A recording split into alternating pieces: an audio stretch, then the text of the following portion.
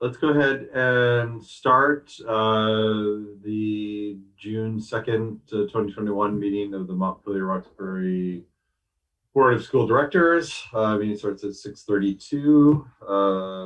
Let's do roll. Kristen.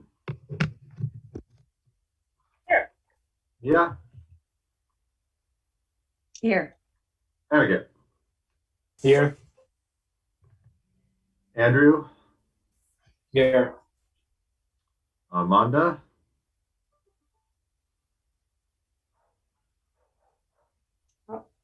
Here. And we have a quorum, right? We're missing Jerry, Jill, and Emma.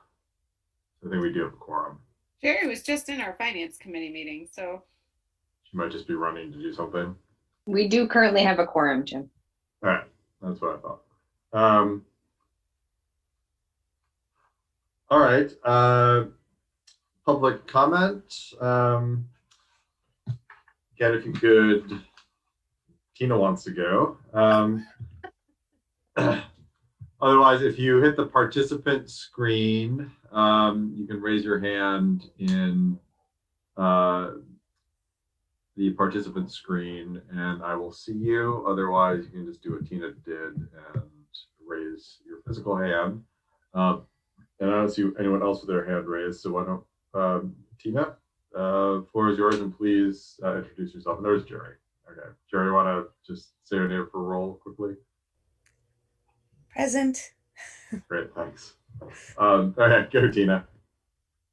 I am Tina Muncy, and I'm here just to ask, I don't see it anywhere on the agenda, the discussion about Roxbury.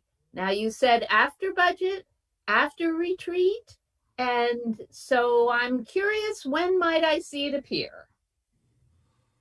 Hopefully soon. Well, thank you. Any other questions? It is definitely on our to consider list, but we're processing a lot. So I'm happy to talk offline. Anyone else? No, great. Jim, Nathan has his hand up. Oh, Nathan, yes. I'm here tonight to in support of and to be an audience for the high school track and field immersion class populated by students who are running track this year, and two of whom were part of the middle school program when I was there, and I want to applaud them and all the work they've done leading up to this meeting. And as ever, thanks to all the board members for all the work you do. Great, thank you, Nathan. And I'm gonna step out of turn and just give you and all the people who made a great track and all of our people who made a great athletic season possible, all the coaches and volunteers and parents who in the toughest of years gave our kids a great opportunity to go out and have some healthy competition and friendship and camaraderie and exercise. And I know it was a ton of work, and it was more work than usual. So thank you to you and everyone else who made that possible. So next on the item, sorry, I printed out the equity agenda, is the consent agenda. Do I have a motion to approve the consent agenda? I move to approve, but I'd like to pull the idea B for discussion, just because I'd love some clarification on what it is. But I move to approve everything but the idea B. Okay. I second. Any discussion? Just really briefly, we had a really positive financial report from Grant before this, and because of our fund balance, we'll be fine. But it's a wild budget year, and we may end up with a little more surplus. We may end up with a little deficit this year, but all in all, we're in a good place. So thanks to Grant and Libby and all the administrators for minding the public coffers as while navigating this really difficult situation and having the money to spend it when we needed it on really important upgrades and provisions and services. So thank you very much. Excellent. Here, here. Any other discussion? Let's proceed with the vote then. Kristen. Aye. Mia. Aye. Annika. Aye. Amanda. Yeah. Jerry. Aye. Andrew. Aye. Great. Consent agenda passes. And then you had a question, Mia, about the idea B assurances.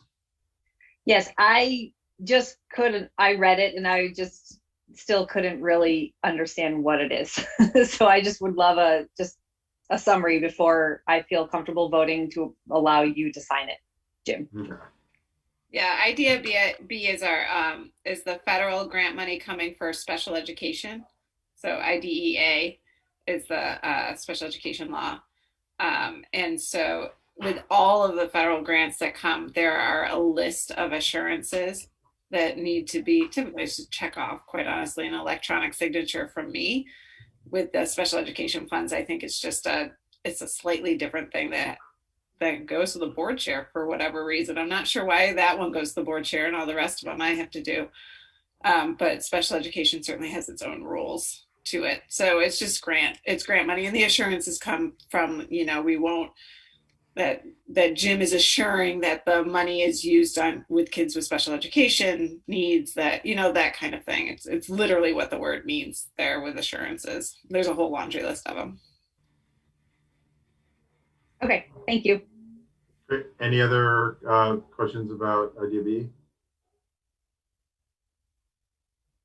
Motion to approve authorization for the board chair to sign the IDB assurances. I'll move. Second. Second. Thank you. Kristen. Aye. Mia. Aye. Okay. Aye. Jerry. Aye. Amanda. Aye. Eyes have it. And now we are. You skipped me, Jim, but that's okay. Did I? I thought so. Sorry. I thought so. You got mixed. I was like, maybe I missed it. Well, yeah, I still have it, Andrew. But you want to pile on? We're good. We're good. We can move Great. forward. Thanks. Sorry about that. Now we're very excited and pleased to have another student presentation on track upgrade. And I think I definitely see Meg and Ben. I don't know if Ezra is here as well. Maybe it's under Beth's Zoom, but let me turn it over to you guys. I have to duck off at 7 for about half an hour to 45 minutes to attend to a kid thing, and Andrew will be ably taking the reins, but hopefully I'm able to see all or most of this presentation. So Great. Ben and Ezra, go ahead. So I'll just introduce them. Thanks, Jim. And we will have the presentation. It's on a website that the kids have created, so you can actually watch it at a later date and we can share it out if people are interested. I'm Beth Merrill. I'm a parent of 2 kids in this district. And I also am the library assistant at the high school this year, which has been really a great place to be. I was really hoping to get kids in school more. So when they opened up enrichment classes for kids to be able to be at Montpelier High School twice a day instead of just once, I volunteered to get this group together and just look at the track facility that we have, the track program, and just wanted them to kind of delve into this as a research project, as a community building project. So we call it track enrichment. I think it's technically called covering ground. We've been meeting this quarter, which started at the end of April, once or twice a week. This enrichment has had them, sitting a little bit in a classroom, but mostly doing some research, going out to the track and actually making actual improvements to the track in preparation for real life events. And they've done a great job, and they really just want to share with you what they've found about just the numbers of kids who are participating in track and other people who are involved who benefit from MHS's track. And so we have a presentation. Is that, Libby, would you be able to share it, or I don't know if I'm able to? I have enabled you all to share, so you Yeah. should be able to share your screen. Let me Okay. know if you can't. Okay. So they're going to introduce themselves. Ezra is actually on his way back into service from being in Northfield, so he should be here momentarily. Let me just.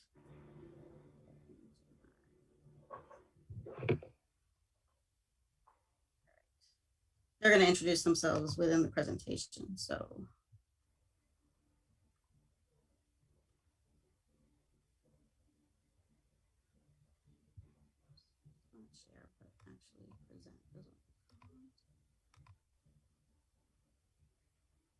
I'm going to mute myself, and I'll kind of know, Meg and Ben, when you want me to advance, but if you need me to go back or forward, just let me know.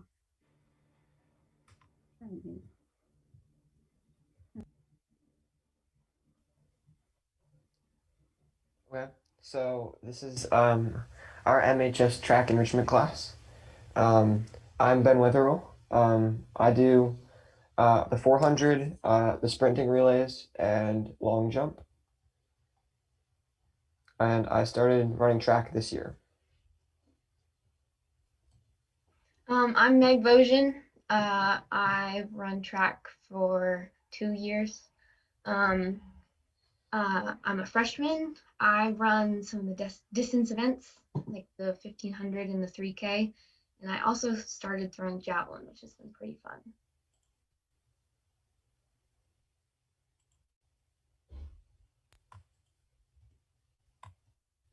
Ezra's also been in track for the 2 years that it's been offered, once in middle school and again this year. And he's a distance runner and a high jumper.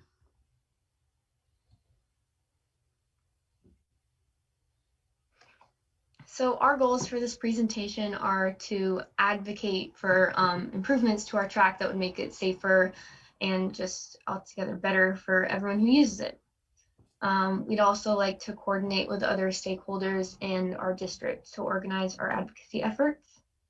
And we are here to ask you, the school board, to consider a range of improvements to our track to accommodate for our growing track and field programs as pictured in this picture.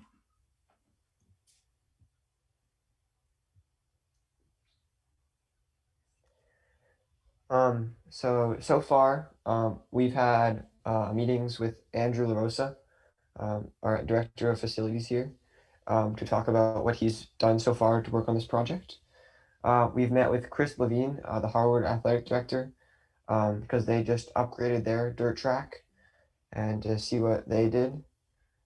We researched new equipment and the current state of our own track, and what we need to host the meets and other things. We've created this presentation and website to inform the public on the standpoint and where we are right now. We've assisted with preparations for the middle school track and field meet that happened at MHS on May 8th. And we helped to host the MSMS Invitational for 226 middle schoolers. We did line painting, we helped run events, and we did some finish line camera. And the photo there is Meg helping paint the lines.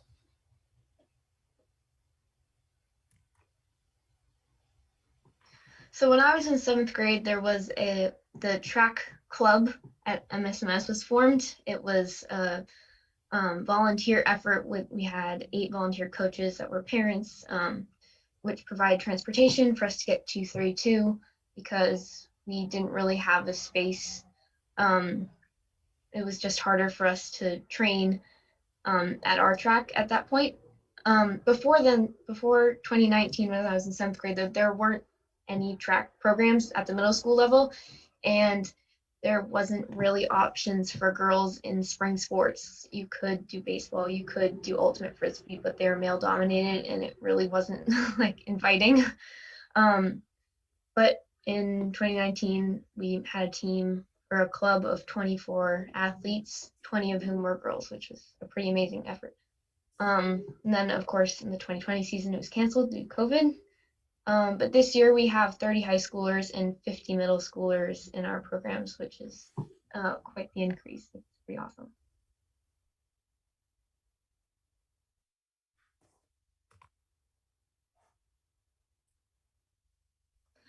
So now we'd like to share some of our major accomplishments from this year. Our track was used to host meets for the first time in 17 years. This is a picture of some girls at, I think, our May 8th meet running the 100, or at the start of the 100. So, yeah.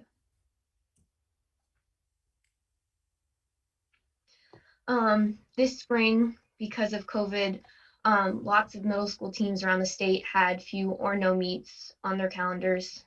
And we decided to host some meets to give the athletes a chance to compete and just go out there and challenge themselves. On May 8th, the coaches at MSMS and volunteers hosted the first meet at our high school in 17 years. And then again on May 24th, we had another meet hosting 10 teams in 226 athletes, and they competed at our MHS Invitational. This meet was put on because we had help from our neighboring towns. We had a high jump pit from Northfield, timing system and hurdles from Spalding, and a starting gun from U32. So it really it took more than just our city. As like the saying, it took a village. At the meet, we had over 50 parent, community, and student volunteers, which ran the meet. They did everything from paint lines on the track to weeding around it, and moved shot put toe boards and hand timed and measured all of the events. It was really a pretty amazing effort put on by this group.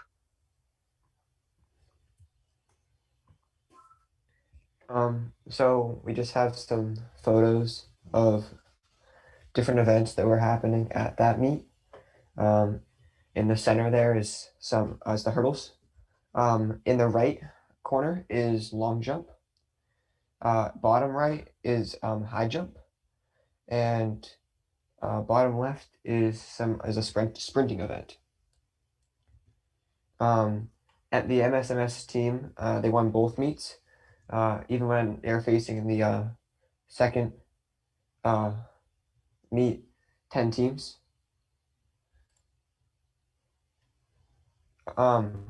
Winning is not a new thing at MHS. In the 1990s, we won, I think, 6 championships. This tradition, we think, started to fade when other sports gained popularity. But given our recent numbers, there has definitely been a resurgence in the track and field community. I think we just wanted to point out from these old yearbook photos, that is a pole vault in the top left corner, that we actually had pole vaulting at MHS in the past. Yeah, and then on the right, oh, never mind.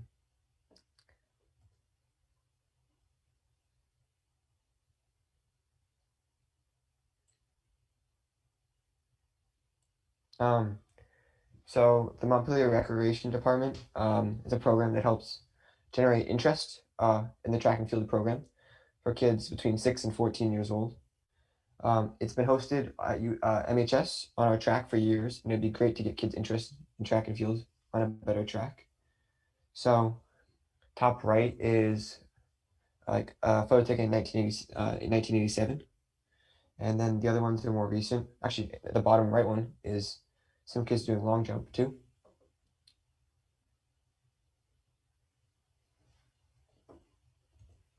So our track is has many uses. We have many people that use it. Over the fall cross country running season, I believe U32 came and they used it because theirs is under construction. Outdoor graduations have been held on the track, both the middle school and elementary ones in 2020, and then all of the high school ones have been on it. Teachers and state workers and any other people that want to walk on it during their lunch breaks can use it. There's an all-night fundraiser called Relay for Life hosted by the American Cancer Society that also has utilized the track. And then the Central Vermont Runners, when they host the kids track meet along with other events, is also on our track. And our district pie fall festival and 1 mile and 5K runs were on the track too.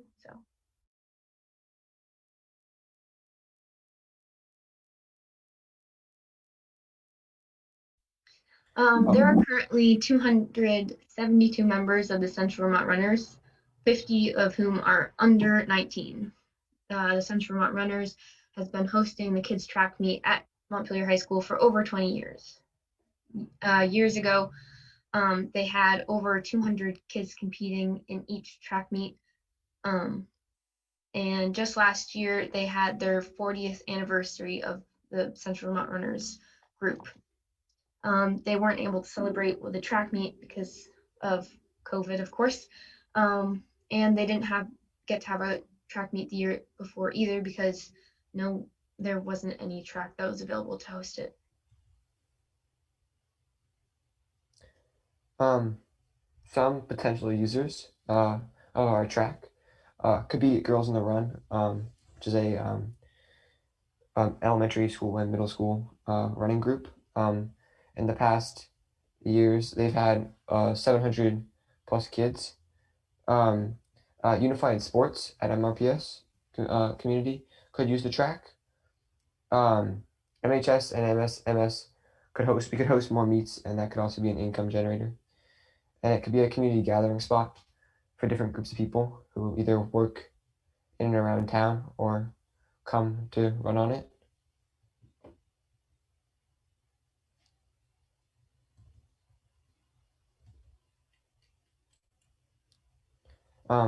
Some current track issues that we have here at MHS is on the left-hand side, there's tire tracks and people driving on it, like during graduations.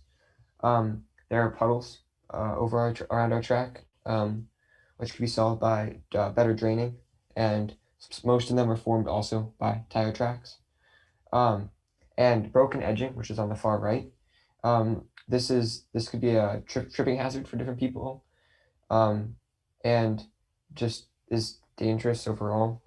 And yeah, most of these problems could be stopped by not letting people drive on our track.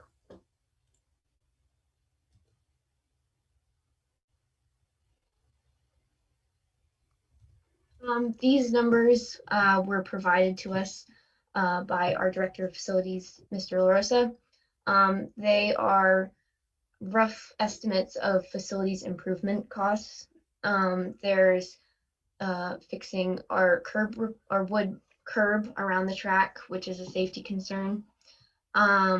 Material like the surface of the track and grading, paved long jump, high jump, and pole vault run-ups. Ours are currently pretty cracked. There's discus throwing pad and backstop, drop put throwing pad, pit, and backstop. And this bullet is a permanent fence that would prevent runners or athletes or anyone from getting hit by lacrosse or other balls. And the last one is engineering permits and stuff, and it comes to a total of about $63,000 to $110,000. And these could be ongoing improvements. I just wanted to thank Mr. LaRosa, who's here at this meeting, for really helping so much with this enrichment and coming in and talking to us almost on a weekly basis about just ideas that he's already looked into and just coordinating with us. It's been really great. I think Ezra maybe signed on. Ezra, are you able to talk about the field equipment that we're looking at?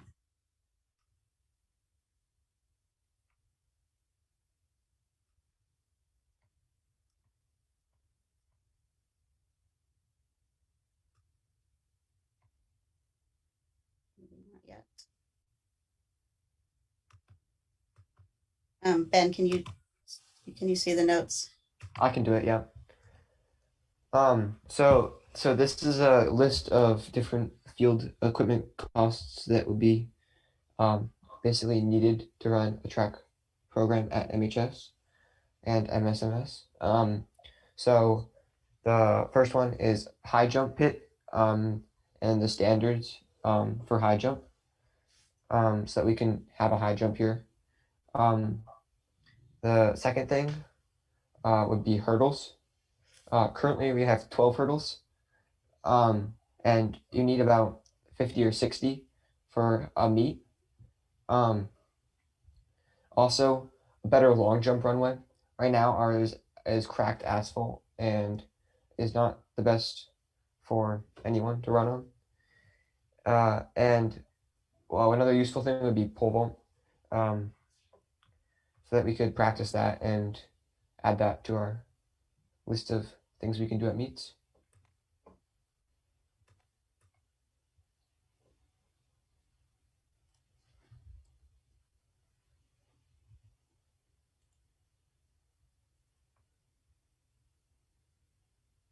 Is this yours, Ben? Oh, so another option for our track could be to completely replace it with a synthetic track.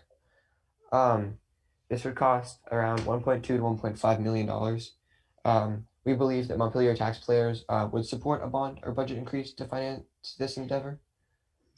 And on the right there is a picture of U32's track in East Montpelier, which is synthetic.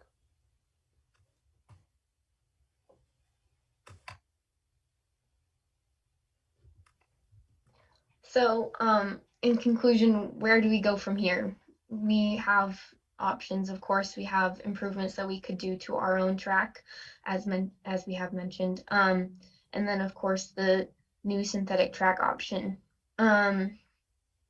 We ask you, the school board and superintendent, to consider building a new track to support the sustained and growing interest of running in track and field in Central Vermont, and to purchase the equipment necessary to offer our track and field programs, like to offer it as a school support that is sufficient.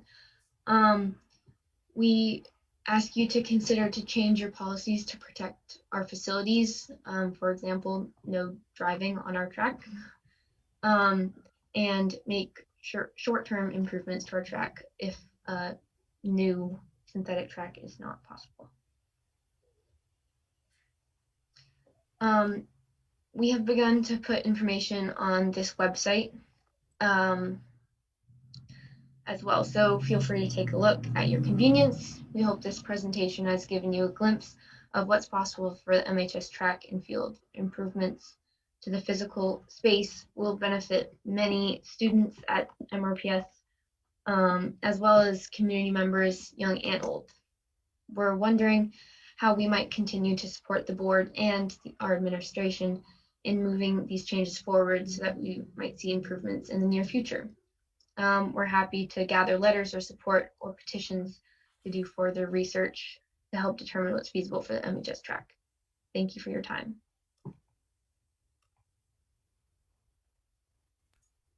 Thank you, everyone. That was really, really helpful.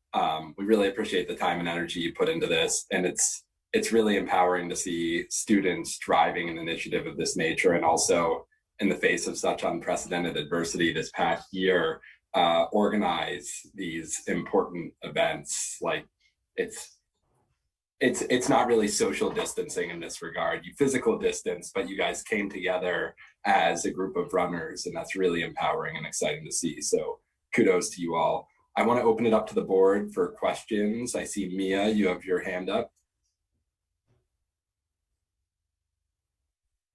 I first wanted to say thank you for all of that information. It's so very helpful to have that all presented in such a clear way, and for us to see some real numbers, especially. So I wanted to first say thanks for that, because I know that research is a lot of work. And yeah, job well done. I also wanted to say you're bringing me right back, because I ran track in high school myself. I ran the 800, and those pictures are definitely bringing back a lot of really great memories, and just a touch of performance anxiety. So thank you for that. And my question is around this being available as a community resource, in addition to something that our schools use. I wonder if there was any consideration that you've made yet to other kinds of fundraising, seeing that there's the Central Vermont Runners, that this is something that the whole town and neighboring towns could be taking advantage of. If there are other any other funding resources that you've considered yet, or would be open to considering.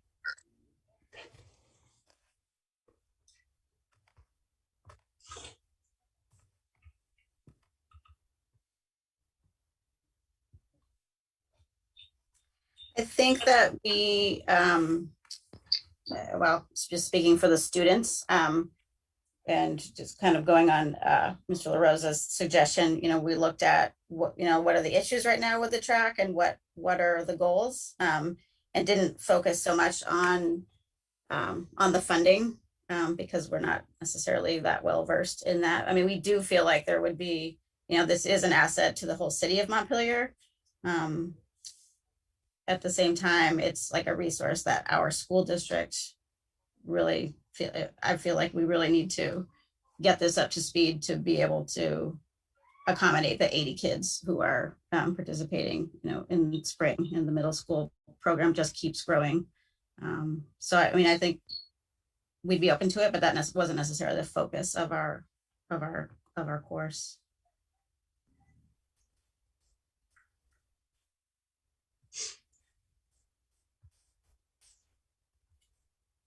All right, thank you. Jerry? Yeah, thanks for the presentation. It was awesome. Question, you said some of the items you listed were revenue generators. Do you have any numbers behind that, or even ballpark figures? I would call on our middle school coach, Nathan, who has brought that up as when you host meets, you're able to charge meet fees. I mean, honestly, if we had been able to sell food at the last meet with the 226 kids and their families, we might have gotten a down payment for the track. But Nathan, you want to say something more? I think that's the right idea. I don't have hard numbers. Sorry about traffic noise. I'm enjoying the outside. If we build a track that's a contemporary, good resource, we can host invitationals, and we can also host championship meets. And those you can do $250 a team to attend, or you can do a per kid.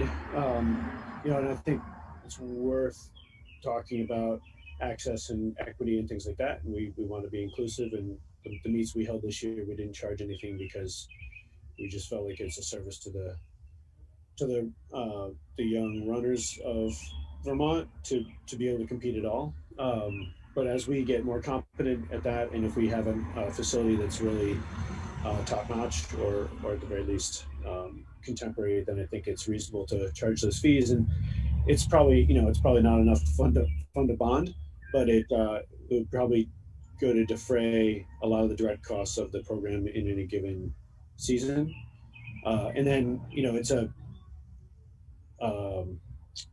like a gymnasium, right? It's a resource that can be used by lots and lots of different entities. I was just looking at the I think it's the warrants. I can't remember. One of the board documents for today, talks about rental fees for the district, which are not a thing this year because of COVID, but the district does make revenue in other years based on rental fees. And so it's a little bit, if you build it, they will come model. But again, I don't want to overpromise. It's not going to fund a debt service on a bond, but it would certainly, I think, carry its own weight in other ways. Okay, thank you. I did get a call today by a community member in Roxbury saying they support doing something about the fields. All right, thank you. Aniket. Thanks, Andrew. And thanks for the wonderful presentation. It's just something that definitely we need to look at. And my question is more, I guess, for Andrew. I'm just curious, what are the maintenance costs for currently what we have in terms of track and whatnot? And then I guess if we upgrade the track and add these programs, does anyone have ballpark numbers of what maintenance costs would be, maintenance and maybe other costs associated with having these programs? Yeah, that's a great question. So the answer to that is I don't have those numbers, but as we transition from having the rec department take care of our fields to us taking on in-house with our own maintenance people, our own field grounds and fields personnel, and our own equipment, we'll be in a much better position to be able to do it and fold it into our normal routines. We felt bad this year when these track meets came up that the track wasn't in better condition for them, but we weren't positioned to do it. We didn't know they were happening until a couple of weeks before. So the help of the community was really quite fabulous. But I think that the maintenance and ongoing care of it certainly would fall easily within the realm of our expectation of what we would be doing with the rest of the fields.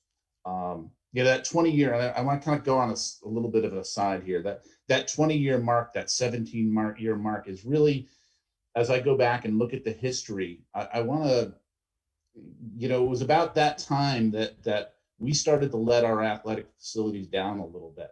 When the track program left and the football program started to lessen, that's when it seems we started to say, okay, you can do touch a truck on the track. And we started to say, okay, you can use the parking, you can use the practice soccer field for overflow parking for Circus Smirkus. We can drive over the softball field.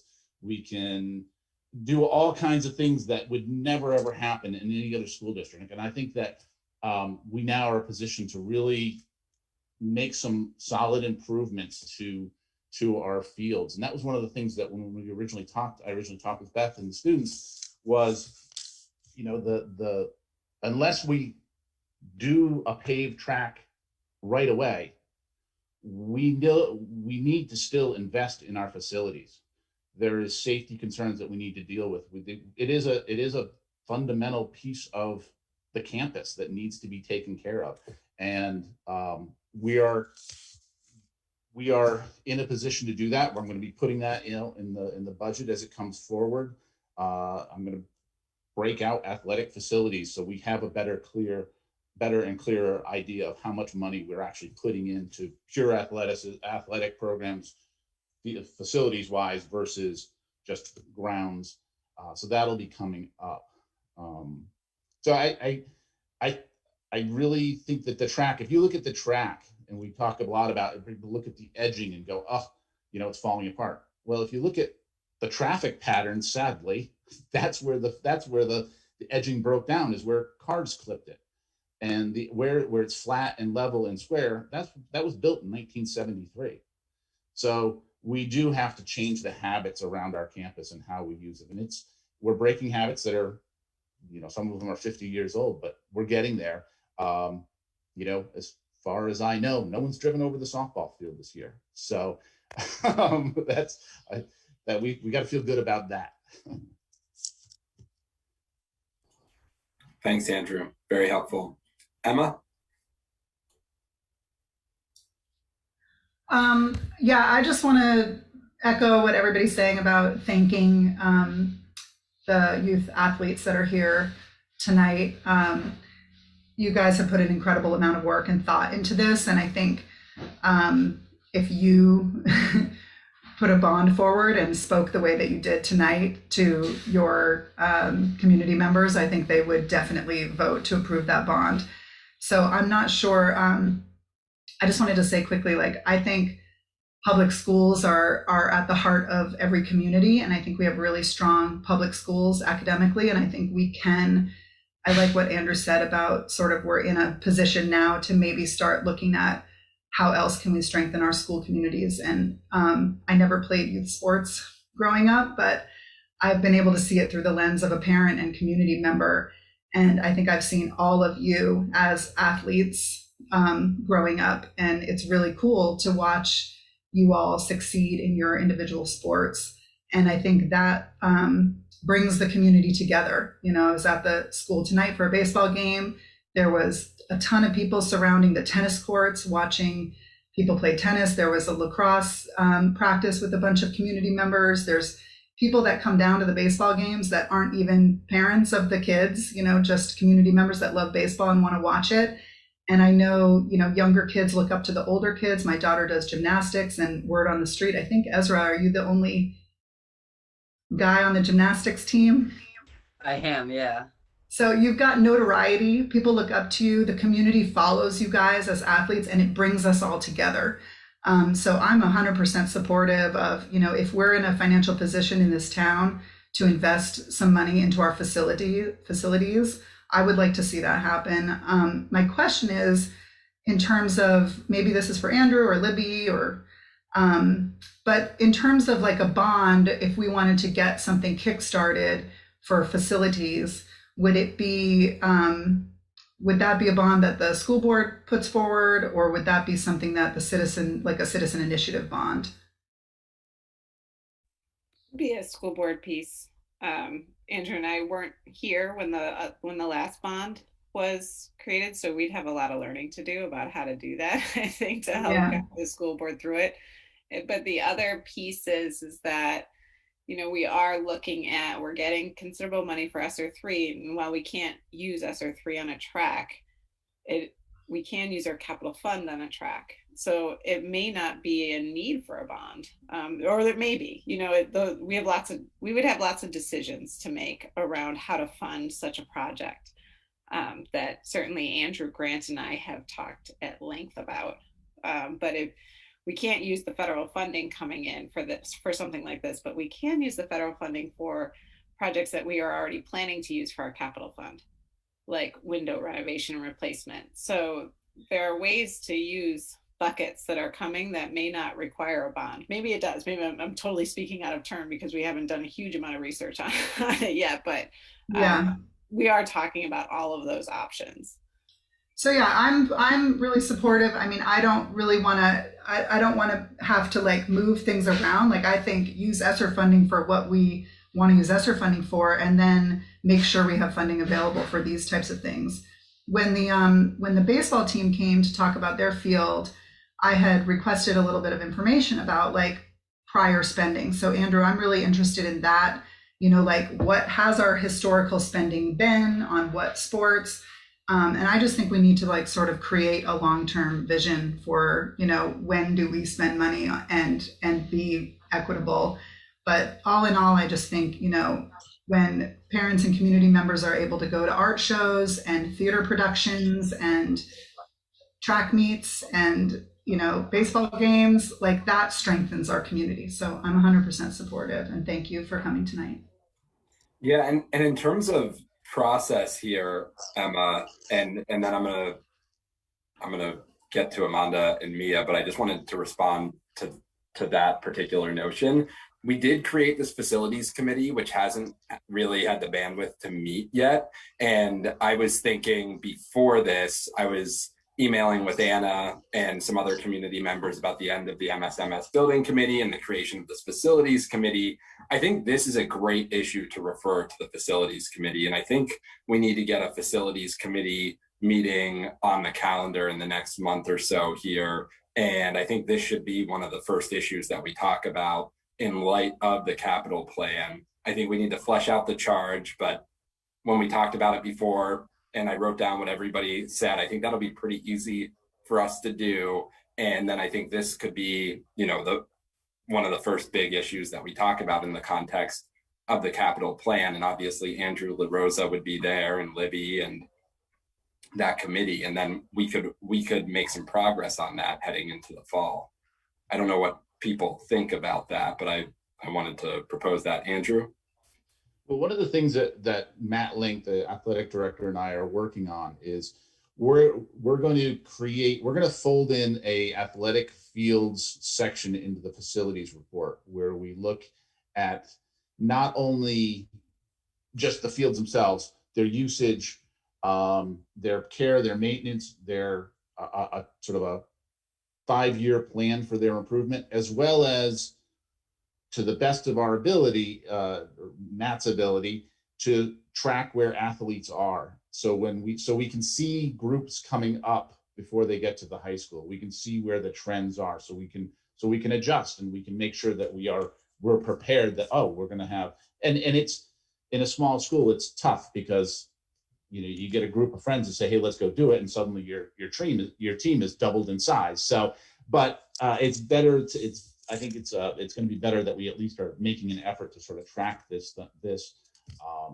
moving forward. So that Matt Link and I have been starting to coordinate on that, and that will be part of our next facilities. I could imagine someday it separates off into its own piece because there's so much there, but it's a start. And Matt Link, for our newer board members, is our director of athletics, just in case you haven't met Matt yet. So I'm going to go to Amanda because she hasn't spoken yet, and then I'm going to go to Ezra, and then I'm going to go to Mia, if that works for everyone. Thank you so much for bringing this to our attention, for doing all the work that you did. I'm really amazed, and I'm really happy. And thank you, Beth, for working on this too, and Nathan for all your work. I dream of the time where we can have these conversations and also include thinking about wheelchair accessibility. There's many in our country, many run and roll competitions, and there are so many ways that we can think to include our students and our families that are in wheelchairs or that have other disabilities that we can include in these conversations. I think it's really important to make sure that we are, like, when we're thinking of equipment, what are the things, so that, eventually long-term plan of like really thinking with sports. I know that there were what's it called?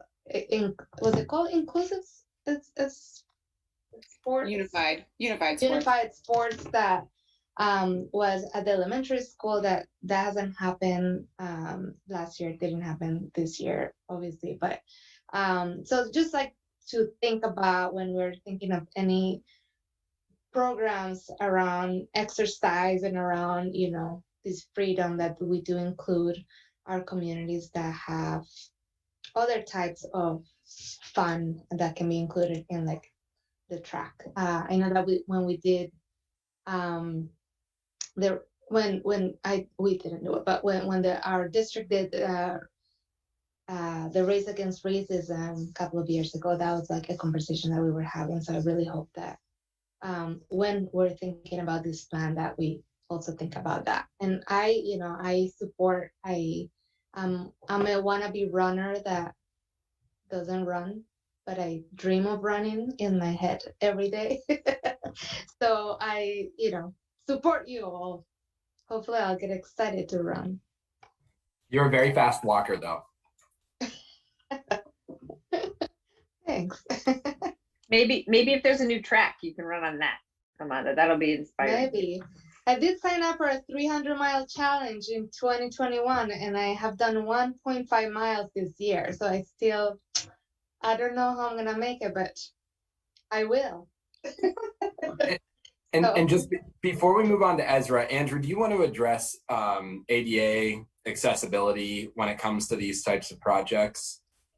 Oh, sure. Yeah, I mean, there would be an absolute baseline fundamental accessibility that would be expected in any public project with regards to adaptive sports and things like that, it would be a great opportunity to speak with the folks at Vermont Adaptive and, you know, what are the facilities, and it's really, in working in projects similar to this, it's the little things, and I don't know what they are, but it's the right bench in the right location, the right storage unit in the right location. You know, it's those little, it's that sort of, like I say, I think most accessibility, fundamental ADA accessibilities, you know, 99% of those are covered just as a matter of good design, and we capture them. It's that last 1 or 2% that makes the difference.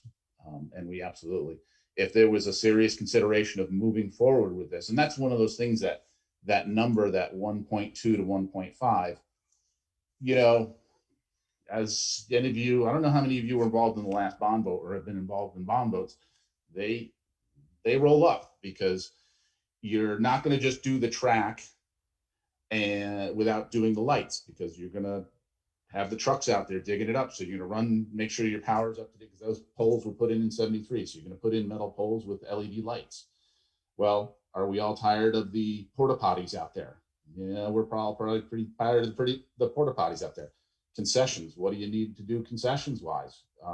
And then once you start serving Press food, box, Andrew, press box. You got to bring in Matt Lang's press box. Well, I want to fill this. I want to fill the seats first. You know, the concession stand. You know, yeah, it would be great to have a concession stand. Well, then you get the Department of Health involved, and then you get lots of stainless steel hoods and things involved, and fire suppressors. So it needs to be discussed, because if it was so easy as to just say, well, let's just redo a track, that's the easy part. The track is the easy part. That's the 1.2. That we know. It's all the others that go along with it that we don't know quite yet. But we do need to make a yearly investment. Thanks for that, Andrew. Ezra? Hi everyone, sorry I'm so late. I just wanted to say that like the whole enrichment group is more than willing to do anything we can to make this process any faster, because I think we all really want to have a track, you know, like when we're in high school. And I know the U32 track took a few years to build and there was delays. But yeah, I just wanted to say that like we're all really willing to do whatever we can to make it go by faster. Thanks so much, Ezra. Yeah, I think sending along this presentation to everybody in an email would be really helpful. And I think you guys have kicked off a really valuable conversation here. Mia? Yeah, totally agree with that. And Andrew, I was going to suggest that we get the facilities committee on this right away, largely because, as Angela Rosa just pointed out, it really isn't just should we improve the track. There's a lot more that's wrapped up in it, and it feels like the facilities committee is the place to be looking at this holistically with all of the buildings and grounds and facilities of the district in mind. Because if we were to decide to go to bond, it would probably also include some of our buildings, but improvements to our buildings. And I don't know that for sure, but I'm guessing.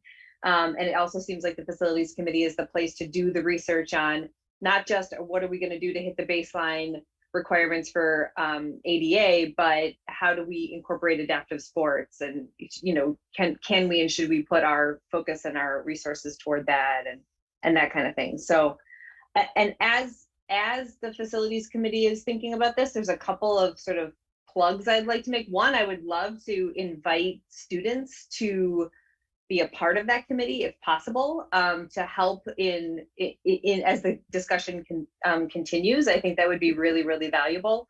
And I would like for part of the discussion to be, are there other funding sources we could consider, knowing that this is really a community resource, including like local business sponsorships or whatever.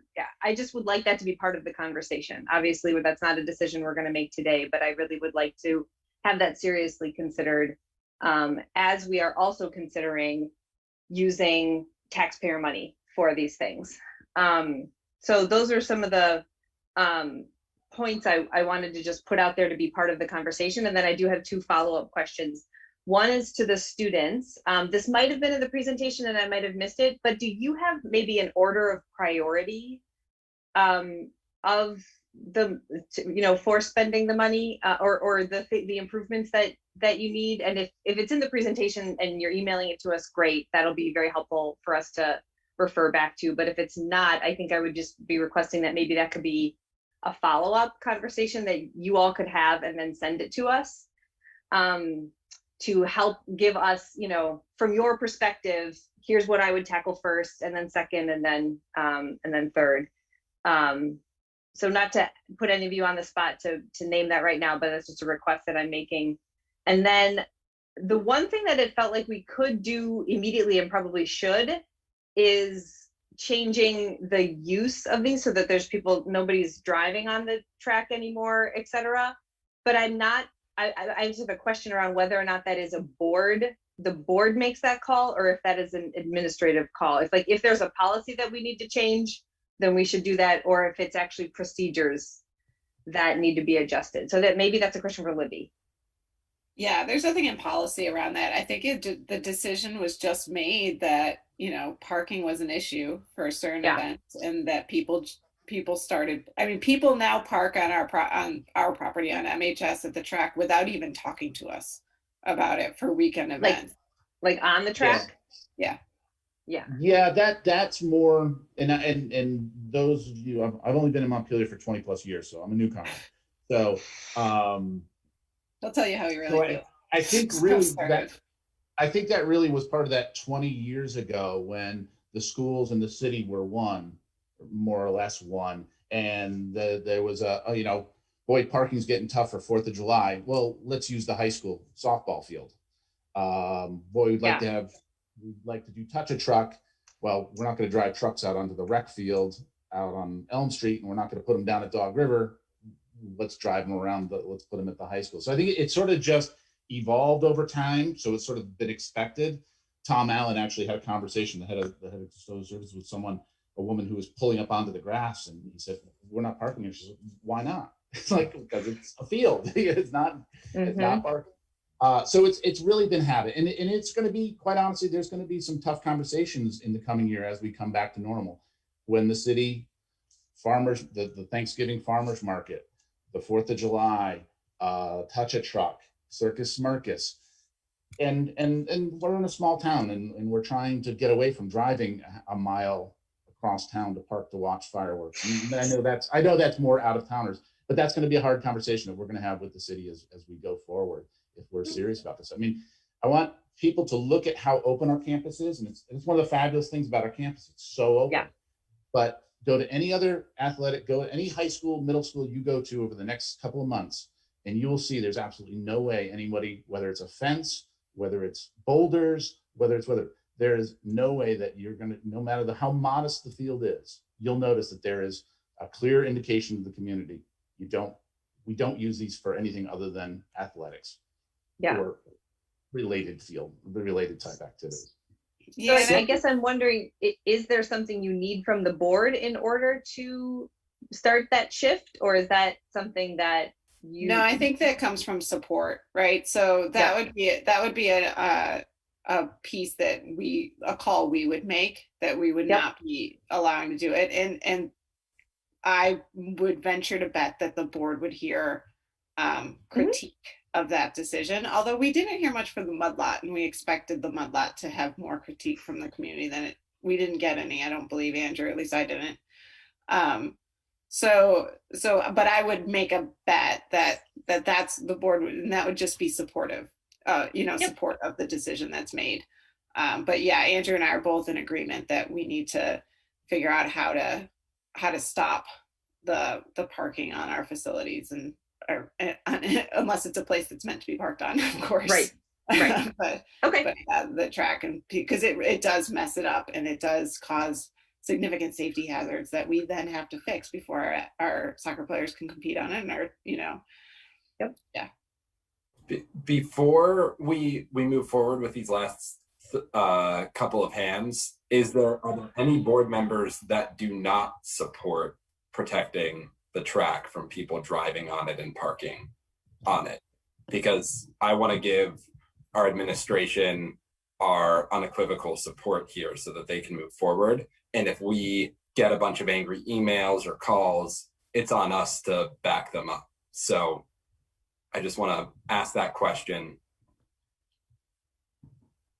Okay, sounds good. Thanks, everyone. Also, before we move forward, I just want to respond to two things from Mia because they pertain to that facilities committee. In terms of scheduling a facilities committee, Anna, would you be able to help us with a doodle poll? It's Kristen, Jill, Andrew LaRosa, and I believe Libby, if I'm not mistaken, who are on that committee initially. And in terms of involving students, the initial plan, one of the bullet points pertained to the Earth group and pertained to the district's energy use and involving that student group. So I think expanding that, because we can clearly see that, our facilities have many impacts on students beyond just their interest in energy and climate change. So I think we can use something more general, and we can involve a bunch of different student groups when we're looking at issues. So when we're looking at this issue, for example, involving this group, and I'm sure there are other student athletic groups that would like to weigh in. So does that seem reasonable, Mia? For sure. Okay. I'm just looking here. Amanda? Oh, sorry, old hand. Old hand. Emma? Something that Andrew said about, it reminded me, this is just like quick commentary about broken windows theory in policing. I don't know if any of you have heard of that, but it's like basically in neighborhoods where there's already broken windows and sort of things are broken down, and people sort of take liberties to feel like they can continue to trash that neighborhood. So I feel like when our facilities send a signal like, well, this is no U32 fancy, brand new track, we can park on that. So I think it will be like a little bit of us leading by showing our investment in the property to signal to the community too that no, these are nice new facilities, you're not allowed to use them that way. And then the other thing, which is sort of piggybacked on Mia around like priorities, I was also interested in that. I was wondering, something that Ezra said about wanting to have something tangible before he graduates and before Meg and Ben graduate. They call it slow democracy for a reason. It usually takes a while to get stuff like a bond through and then construction planning and all of that. So I was involved with the playground thing at Union Elementary School, and none of our kids ended up getting to play on the new playground. But it's a great community resource, and we've got to start somewhere. But I wonder if priority-wise, if there's anything, that you could make use of next season, like maybe the hurdles or something like that, that we could pay for out of fund balance, just quicker, maybe cheaper, easier things to get. That would be something you might want to consider in your email to us.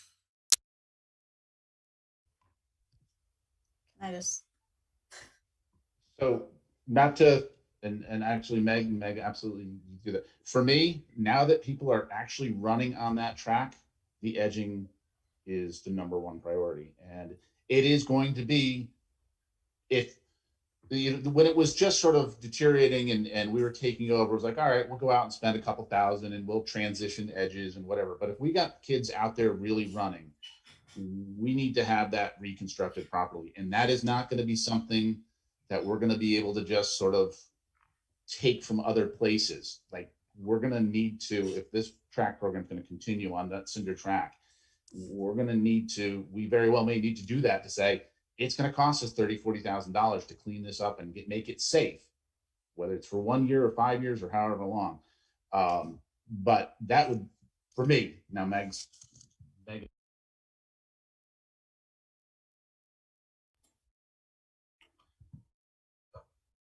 That sounds reasonable, Andrew. Yeah, I think we should do a deeper dive on this with the facilities committee and get back to this later in the summer if that works. It's not like, Andrew, what is the soonest that we could get those corners dealt with?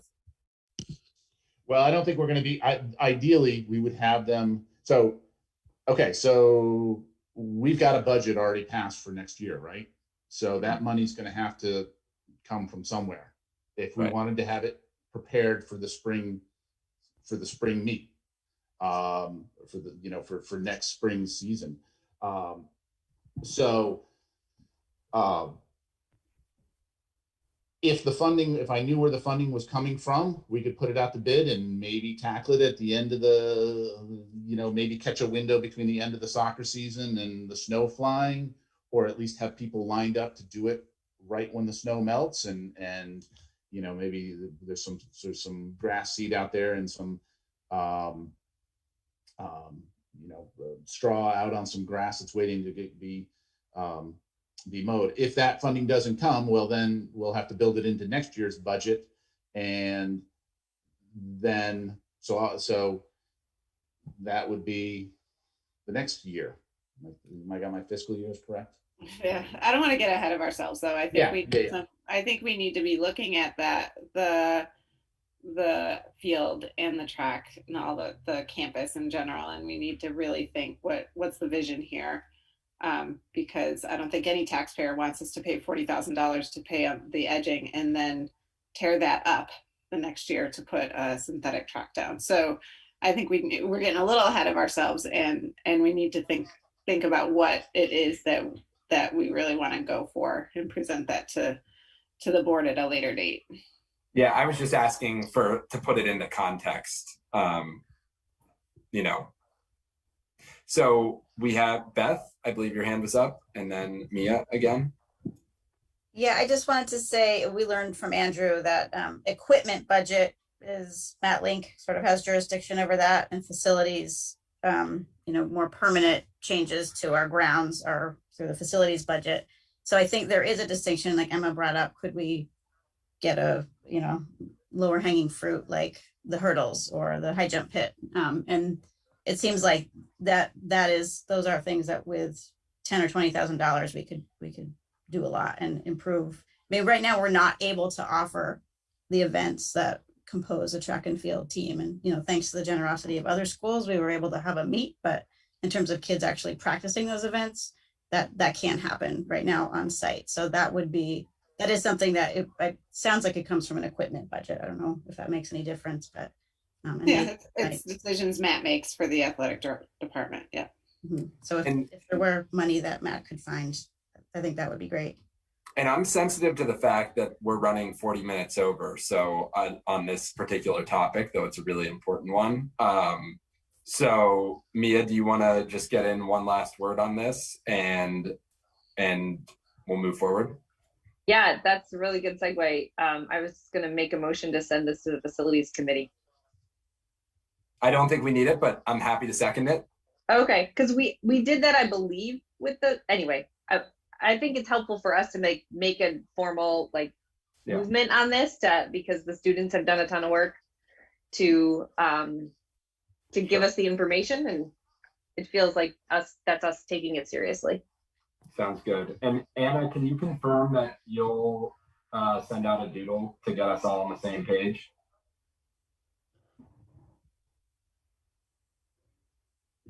Yep, that sounds good. All right, thank you so much. Okay, I second that motion. So I'm just going to go down the list here. Amanda. Yes, but can I still say thank you, everybody, including Anakin. Andrew? Aye. Emma. Aye. Jerry. Aye. Jill. Aye. Kristen. Aye. Mia. Aye. Excited to have this conversation started. Thanks again. And I am an aye as well. So we'll refer that to that committee, and that committee is going to meet in the next month or so here. Next on the agenda is world language and fine arts teachers, an additional 0.4 FTE in world language and 0.2 FTE in fine arts. Libby, is this you? Can you provide us with a brief description and ask? Yeah, we have an increase in 9th graders and 10th graders from last year, and our fine arts are requirements for graduation. And so right now we have too many kids and not enough FTE for our fine arts. So the ask is for the board to support us adding for the world language, 0.4 FTE for the world language, and 0.2 FTE in the fine arts, so that we can accommodate the growing enrollment that's happening at MHS. Right now, our bubbles are moving from MSMS to MHS. And we've also gotten some new enrollments that were quite a surprise. So last year in particular. So that's a good problem to have. However, we don't have enough teachers for those two areas right now. Can you tell us where that funding's coming from? It come from fund balance. It's approximately $20,000. Okay. Does somebody want to make a motion? Any questions? Discussion? Looks like Mia has her hand up, Andrew. Oh, sorry, Mia. Please go ahead. I move to approve, and I do have a question when it's discussion time. Well, why don't you ask the question now? Just to clarify, Libby, it would be fund balance this year and then just wrapped into the budget as personnel and staffing for the next fiscal year. Actually, be fund balance for for this fiscal year for the budget we just voted on. Right. Okay, so not the budget we're in, but the budget we're about to start on July 1. Yep. I'm with you. And then we'd wrap it into the budget request for when we start talking about that in December. Yes, you are correct. FY23. Yes. Yeah. Yes. Okay. Thank you. And this won't be for that FY23 budget. This is not going to be the only. We're going to need more FTE at MHS in a couple different areas, but right now the need is world language and fine arts. So just to prep the board for that during budget season. That's helpful. Thanks for letting us know that, because as we consider fund balance for other initiatives, that's something that we need to keep an eye on. Amanda? That's what I was thinking. I wondering, I know that we had some allocation, like thoughts and conversation around the fund balance that could be used for some of the safety committee recommendations, like a few things. I just can't remember what that is. So like, I wonder if for the future we could have like a mini report on the fund balance and how we're using it when we're making decisions, and being like, this is what we had. It's in your board packet. It's in your packet this time. It's in the quarterly finance report. Okay. Yeah, so if you look at the last page there, yeah, let's talk about that, just because we're so far behind. Why don't you take, if anybody's interested in this, if you look in the finance report, let me see what the file is called here. 240, I see. Yeah. So we're taking out of that 240. No. Or no, that's fund balance transfer. I can ask those questions later. Yeah. I mean, I think we need it, but I think so. What I'm requesting is for the future, because the financial report, there's a financial committee, so like it gets a little bit multi-layered decision making. We don't make decisions on the fund balance in the finance committee. We're just briefed on. No, but we did make prior decisions of some of the allocation when we're talking about the budget, in my memory. Yeah, we as part of the budget, we talk about this, and we talk about setting general plans for using fund balance into the future, and that's reflected in the finance report. But the finance committee doesn't make any decisions on behalf of the board with regard to how to use fund balance. We'd come to the board if we had a proposal. So we in the future and heading into budget season, happy to look at fund balance, talk about fund balance more, and we can set up a time to talk about it too. And Grant would really be would probably be the best person to provide an overview of where we are with that. I just want to clarify, Andrew, just to have clarity on what I'm requesting, and the clarity that I need is like, I'm being asked to make a decision on a fund balance money that is from prior. So like, I want to make sure whatever other commitments, like that, I want to understand it in my brain that whatever other commitments are not being taken away from that, even if things are not happening. So that's all the requests I'm making for the future. We don't have to have a discussion. I would love to learn more about the finance committee and the processes for later. It doesn't have to be right now. I just wanted to make that clear. So right now, based on our third quarter financial report, the anticipated unreserved fund balance heading into next year is $1,060,000. And the proposal is to use about 20,000 of that for this request heading into next year. That's great. And so the other part is how much of that 1 million have we already said we were gonna use for other things, like the request from the safety committee or other things. So that's just, it doesn't have to happen right now. 20,000 is a drop in the bucket in the millions that we have in that fund balance right now. 1 million, but yeah. Yep. So thank you. Mia? I think just what I'm hearing is that we kind of got we have like a good timing, a coincidence of timing here, where we happen to have the Q3 financial report in our board packet, which has that context. Mm-hmm. But in the future, we're anticipating that we will get other requests similar to this one, whether they're personnel or not, where we're saying, yes, we imagine we could use fund balance for this, and it would be helpful when those requests are in our agenda to include the most recent financial report possibly, or some way of seeing that context, because that is a lot to hold all in our brains. Sure. Yeah, and the unreserved fund balance is around 3 million, and you can see all of the places that it's either obligated to already or that it's planned, like, you know, some heat pumps at RBS that we talked about previously, teacher bonuses, different things of that nature. So, and it's all itemized there. So page 3 of the financial report, we can all see it there. So going back to that motion, Mia, do you want to restate the motion? Yes. I move to approve the increase of 0.4 FTE in world language and 0.2 FTE in fine arts at MHS, utilizing fund balance for FY22. Do I have a second? A second. All right. Kristen. Aye. Mia. Aye. Amanda. Yes. Aniket. Aye. Jill. Aye. Emma. Aye. Jerry. Aye. All right, and I'm an aye as well. All right.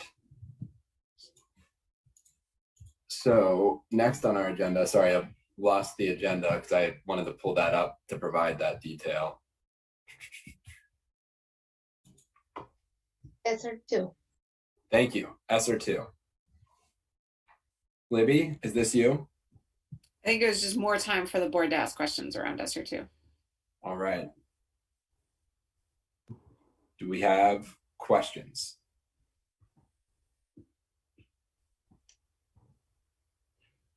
Well, it seemed, go ahead, it seemed a Amanda. little clear that to me that the questions were not really helpful in the process. So I thought this was going to be more of like a process around all these communication issues that were happening. And so I don't feel really welcome to ask questions around the ESER 2 funds.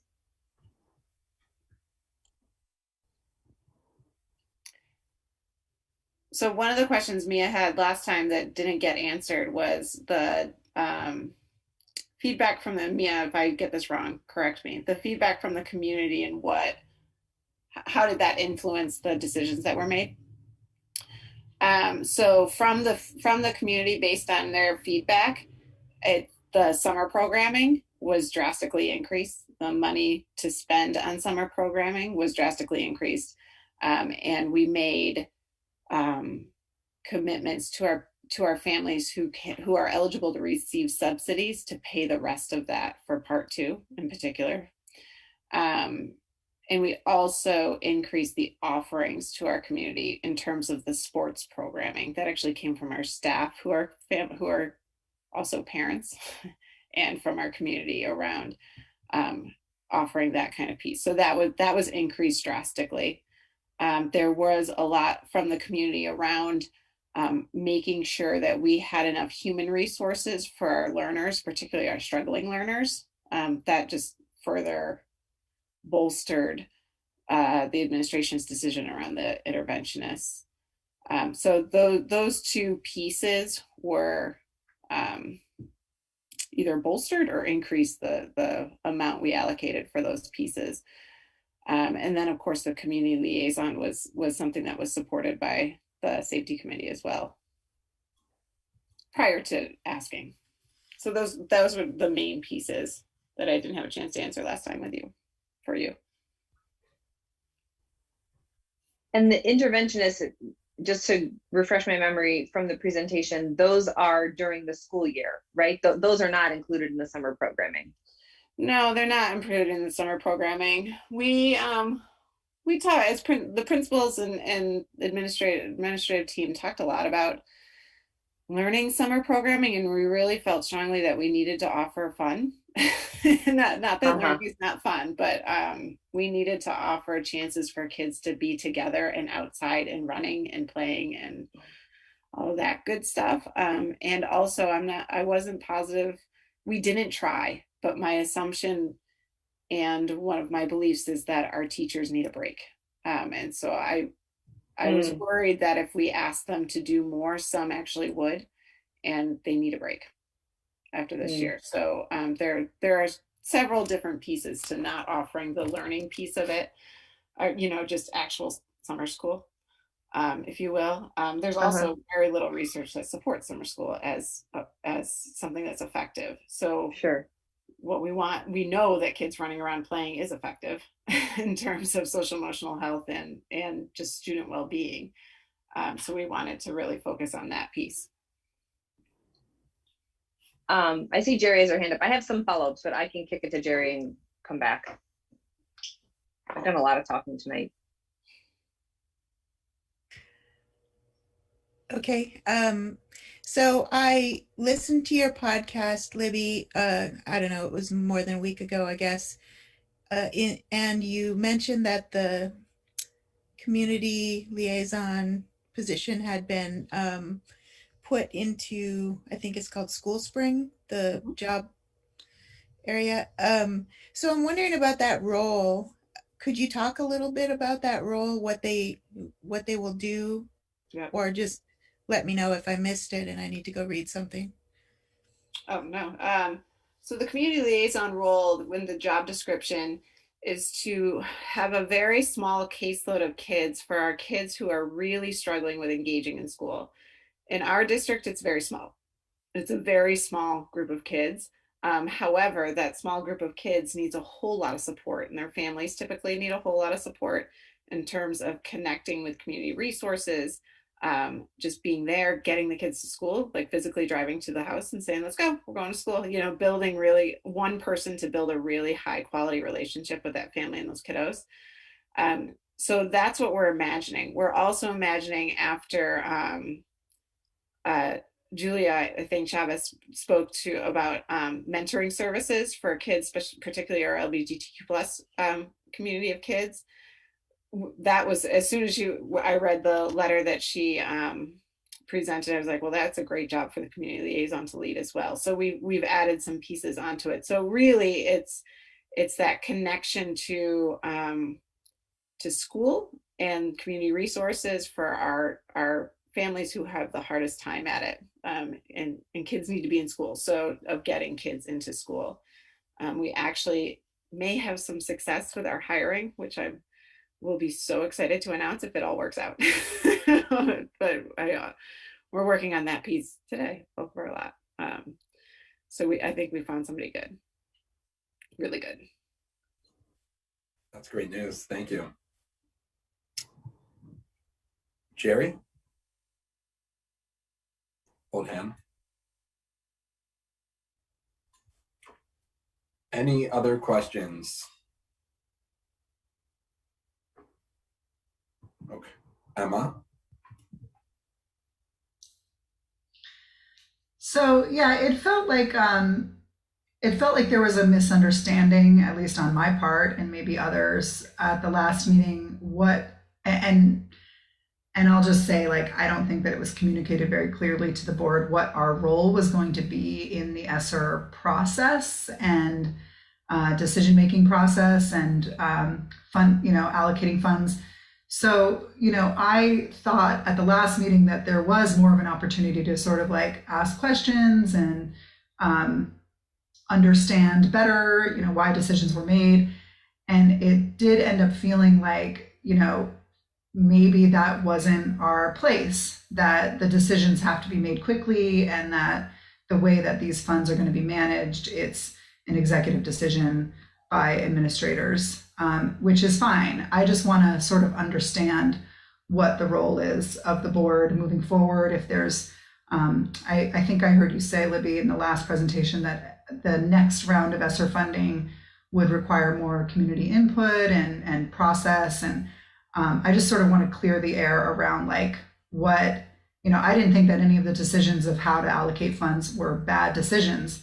I just wanted to sort of understand the process. And I felt like a lot of the questions that were posed beforehand in the emails were thoughtful questions that it seemed to me appropriate for the board to be asking. But I guess I just want to clarify like what the role of the board is in the process, either now or moving forward. Yeah, just clarifying questions before when we send out materials. I really appreciate getting the questions before. So if there's numbers we have to find or whatever, I really appreciate those. But then the board member still needs to ask them in the meeting because the public can't see the questions, right? Or unless they do a public records request, so even if you ask me them before, I very much appreciate them. I probably am not going to answer you in an email, right? Or I'll say, thank you for the question. And then if you pose it during the meeting, I can be prepared to answer it. So that's just a process piece, right? In terms of federal grant money, that is considered revenue to the district. It's the same as Title I money or IDEA money. And those are operational decisions as to how to spend those monies. So, and I believe Jim stated in his email to the board that unless I'm making decisions that go against policy blatantly or go against some blatant value that we have as a community, then those are operational decisions for the administration to make. So by all means, the board has to understand why we've made them, and that's my job to communicate why we've made them. But the board's role is not to decide if they are the right decisions or not, unless it breaks policy. Mm-hmm. In terms of ESSER 3 that's coming up, Anna and I were actually working very hard on that this morning. The Agency of Education is still trying to understand what the federal guidelines for that are because the feds have put in some extra requirements that have never been put onto federal grant money before. And it's called meaningful consultation. So Anna's actually designed a website already that if it's not up on the website, it will be soonish around that. And the Agency of Education, Grant Andrew and I were in a meeting this morning at 9 with the AOE, trying to get clarity as to what it means, what meaningful consultation means. And the Agency of Education's definition of that we just learned this morning is that the administration makes a plan and is required to go out and get feedback on that plan. So it's not an open-ended, how do you want to spend this money? This $2.2 million that are coming in. It's more of, this is the administration's plan. This is why we've decided to make this plan. And then offer opportunities to provide feedback. So Anna and I were problem solving this morning as to how we could do that. And how do we intentionally get feedback from certain groups of people in our community. So we're working on that right now. And a website is going to go up very soon, or a page on our website is going to go up very soon around ESSER 3 monies. And Anna and I were in conversations today around surveys and around maybe spaghetti dinners and, a couple of things over the summer. The problem is that you have to have the meaningful consultation by August. And summer is not traditionally a time that you get a lot of input on things over summer, and except for last summer when we were making decisions about how kids were going to come to school. But so it does have a challenge when the feds have made the guidelines as July and August to get this information. So we're still working out what that process is. The Agency of Education is still working out what that process is. And so we're taking our guidance from them, as we should, because they're the ones who have to answer to the federal government. Thanks, Libby. That's helpful. Emma, do you feel like that answered your question? I think the answer is that our only real role in this is to sort of check it against our policies.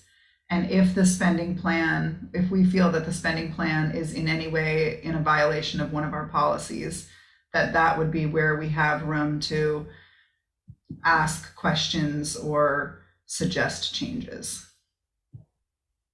Yeah, sorry, I'm kind of bringing in the middle of it. I think a good way to think about our role is we're both kind of like a legislature and a judge. So, the legislature sets out a broad policy, say like the American with Disabilities Act.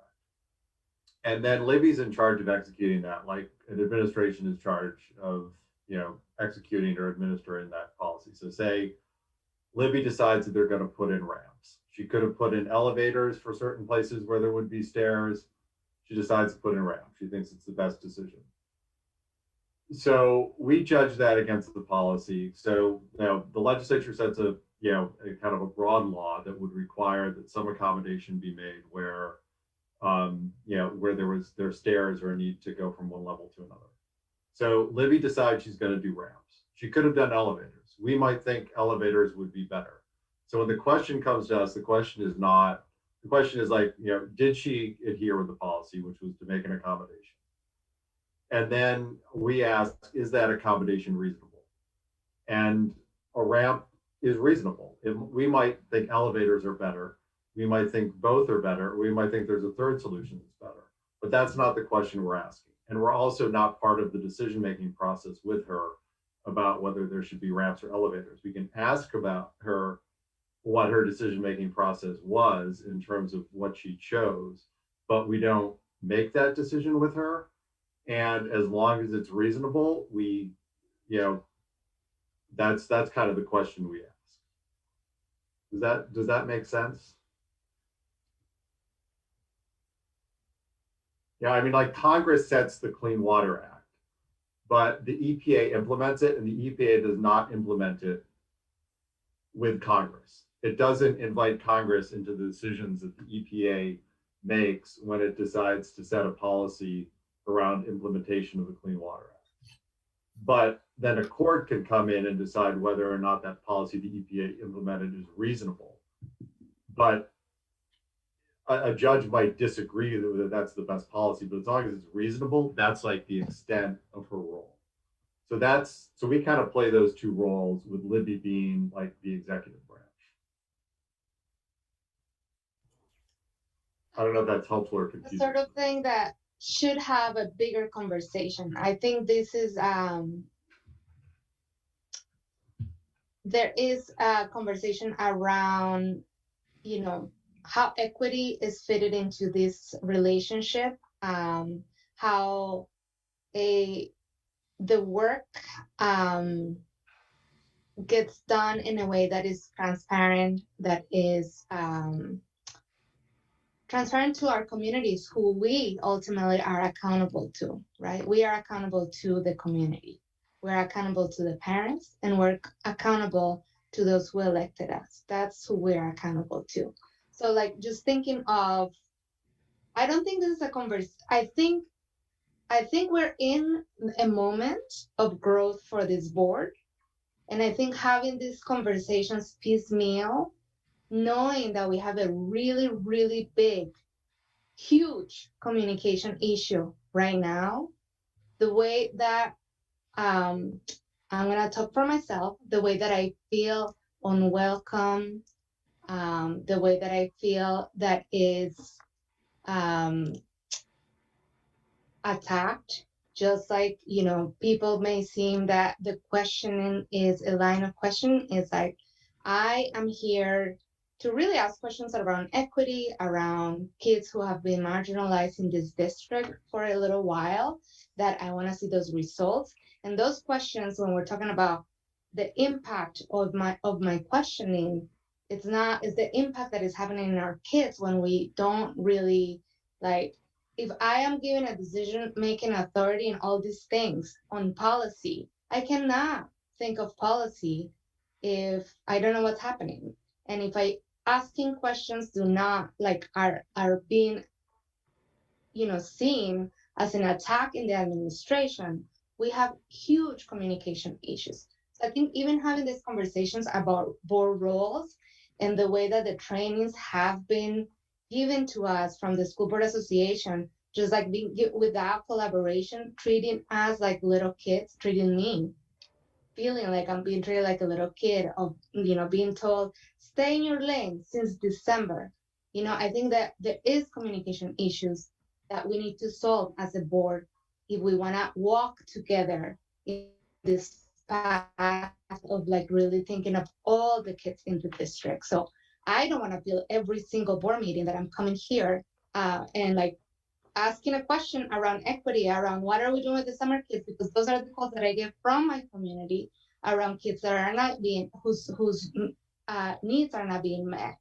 And, like, that I want to brainstorm. If my role is not to support Livy or the administration and thinking about those gaps that don't get to be seen, then if my role is only to rubber stamp, we have to have bigger conversations about this equity policy and all these other policies that we have in place. So I think interpretation of the way, like, in the agenda, the next item, the interpretation of the non-compliance to that report, is basically a slap in the face.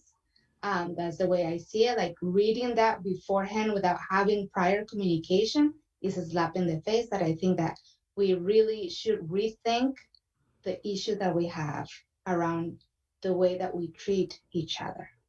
And I think that is not healthy. It's a toxic environment. And I think we need to be able to solve that.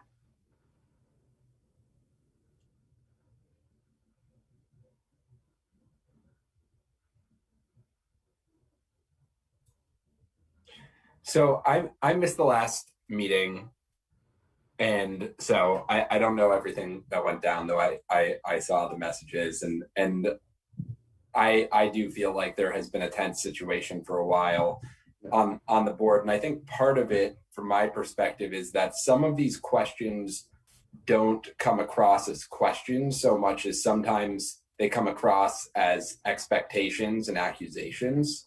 And I think that's where quite a bit of friction comes from my perspective. That's where I feel like I'm seeing some friction come from. And I hear what you're saying, Amanda, but I also, I feel like people do listen to you. I feel like you do have a lot of floor time, which is great. I mean, you're a board member, you should have it. I don't feel like you're being silenced. I feel like you're able to communicate and voice your perspectives. I appreciate you being on the board. I do think we are bound by some laws that you don't like, and I've seen you become frustrated by that, and I find it frustrating too sometimes.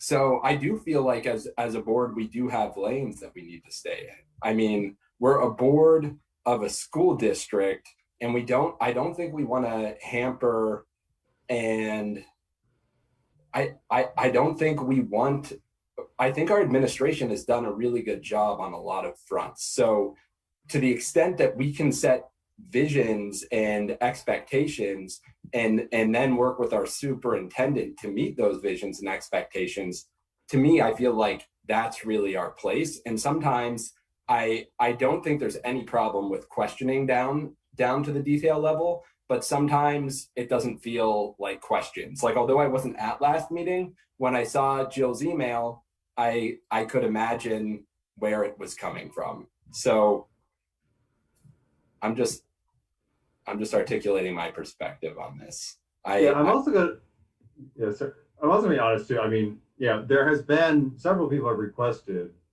that there be more clarity around roles and responsibilities. And when someone like the VSBA is brought in, I mean, they understand, I mean, you might not love them, but they understand the rules, they understand the roles, they understand the laws.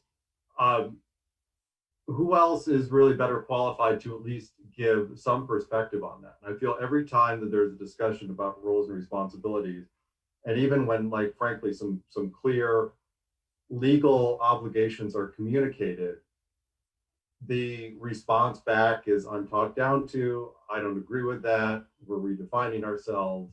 So it's very hard to have any conversation just conveying basic information without a pushback. So there's this kind of like, tell me what my role is. Okay, this is the role. This is the role as it's understood. These are some of the legal obligations. Well, I don't like that. I mean, and that's a very tough place to work from.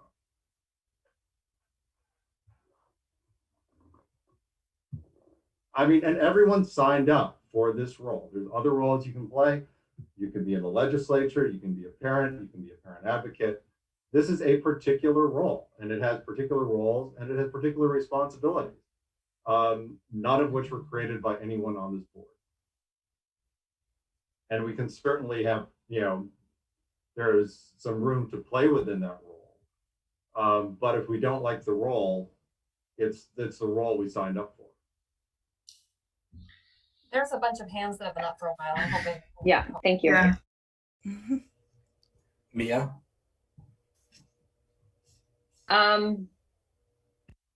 I have a few thoughts / questions, I think, related to ESSER, but it feels like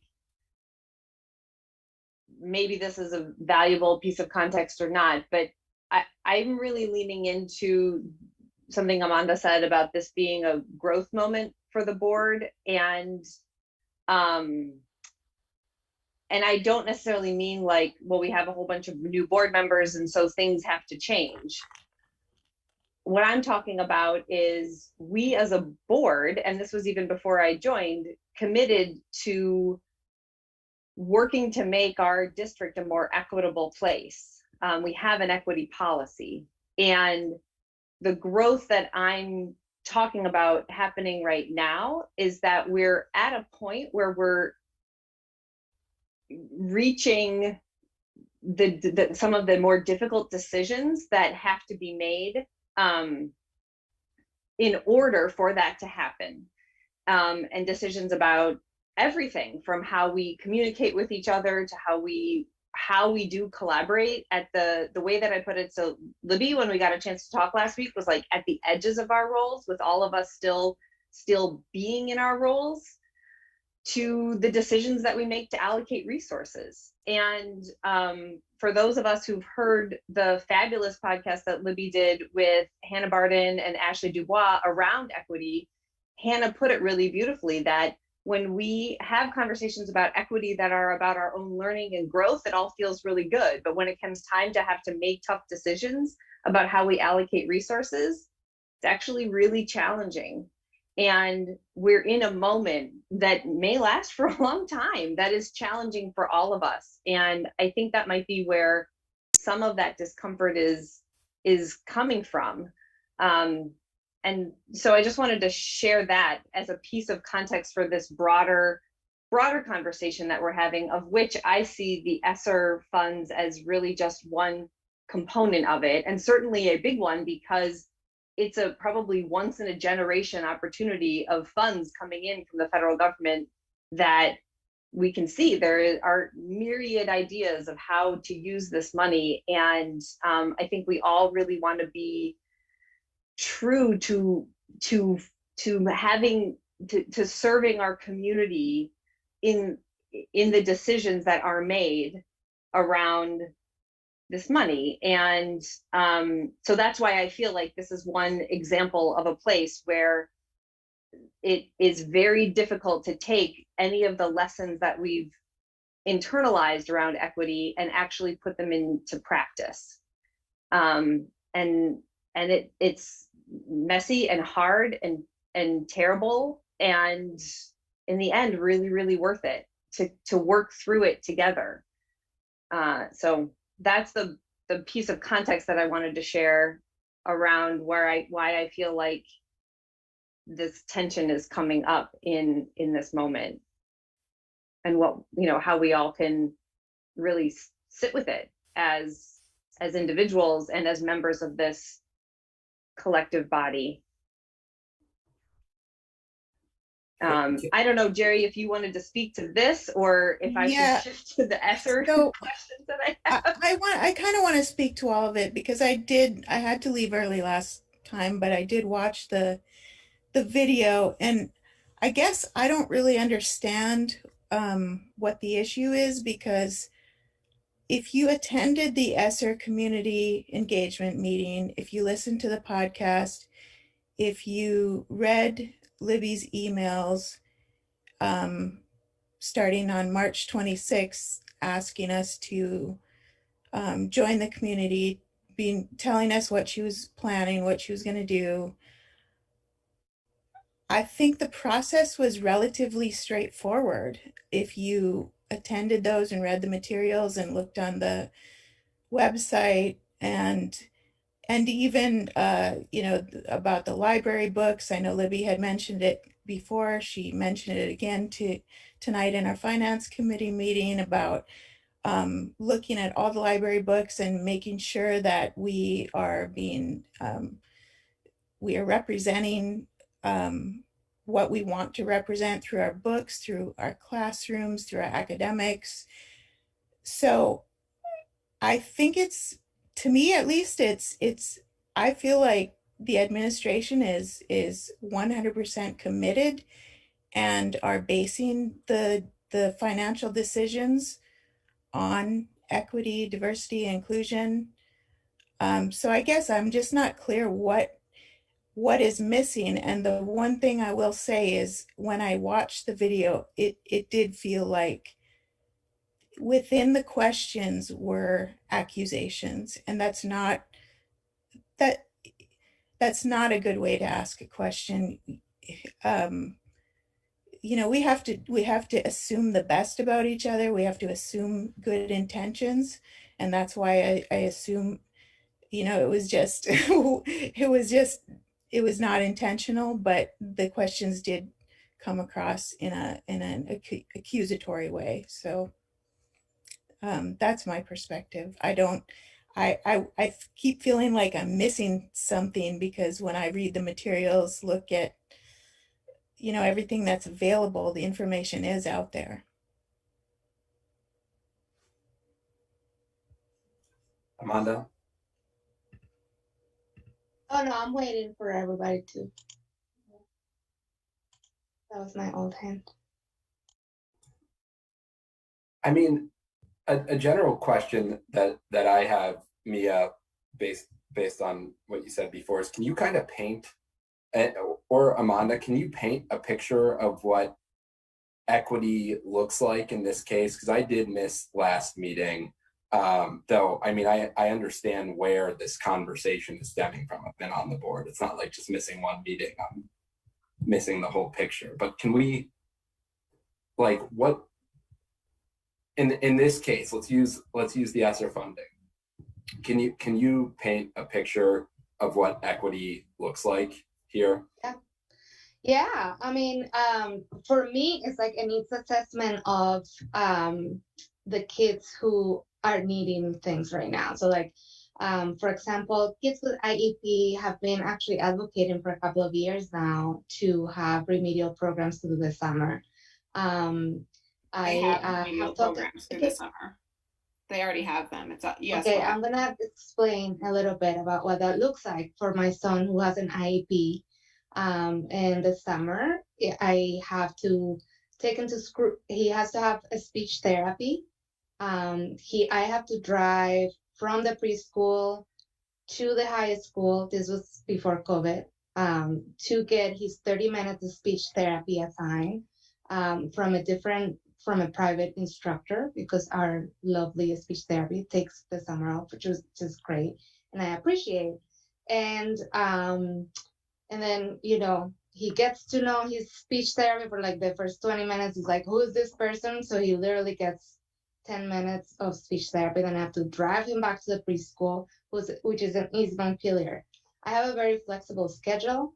So does my husband's is really great. But for a parent who is a single mom, who has to have a full-time job, that is really difficult, right? It's like thinking outside the box around equity. Is like, if we have kids who are taking the private tutoring classes because they are behind in literacy, for example, we do have now all of our grades, not all of our students are proficient in some of the literacy. So like thinking about that, so like equity is like, and I've seen many districts, like Essex, Burlington, Winooski, all have like summer programs that are like a little bit of that remedial piece of it. So it's not something that's just like out of the ordinary or is that new. And so like for me, like thinking around equity, I think what the feelings that I had was that we had about maybe 2.5 days to be able to look at the reports before the presentation. And so like that literacy report that was in there in that ESSER funding report that we never really got a chance to look at. That was a conversation from a couple of months ago. So in equity, like it's not only data driven, but it's a needs assessment of what the families are going through right now. We heard from Julie about mental health. We help. So, my question was, how was the mental health support included in the social and emotional learning? Those are, questions that were based on needs and conversations that have happened in this board and from other families that have come. So I just spoke with a family yesterday that was talking about this remedial program. I was like, oh, I can actually relate. And the relation around this equity piece, why it's important is because I have a really great health insurance because I work for the state. And I every summer, like for this year, I was able to put in his IEP that I was not going to take any services because he was going to get them outside from like his occupational therapy and physical therapy out of the Berry, which I can make appointments at 5:30 in the afternoon for him, so that he doesn't lose what his work that he's been doing. So I think like for that, I have privilege. I have health insurance. That's really good. I have a really good family doctor for him. I have a husband that has very flexible schedules as well as mine. So I think like that. So when I'm thinking of that report, I'm thinking of those families, and that was the question of what is the remedial program.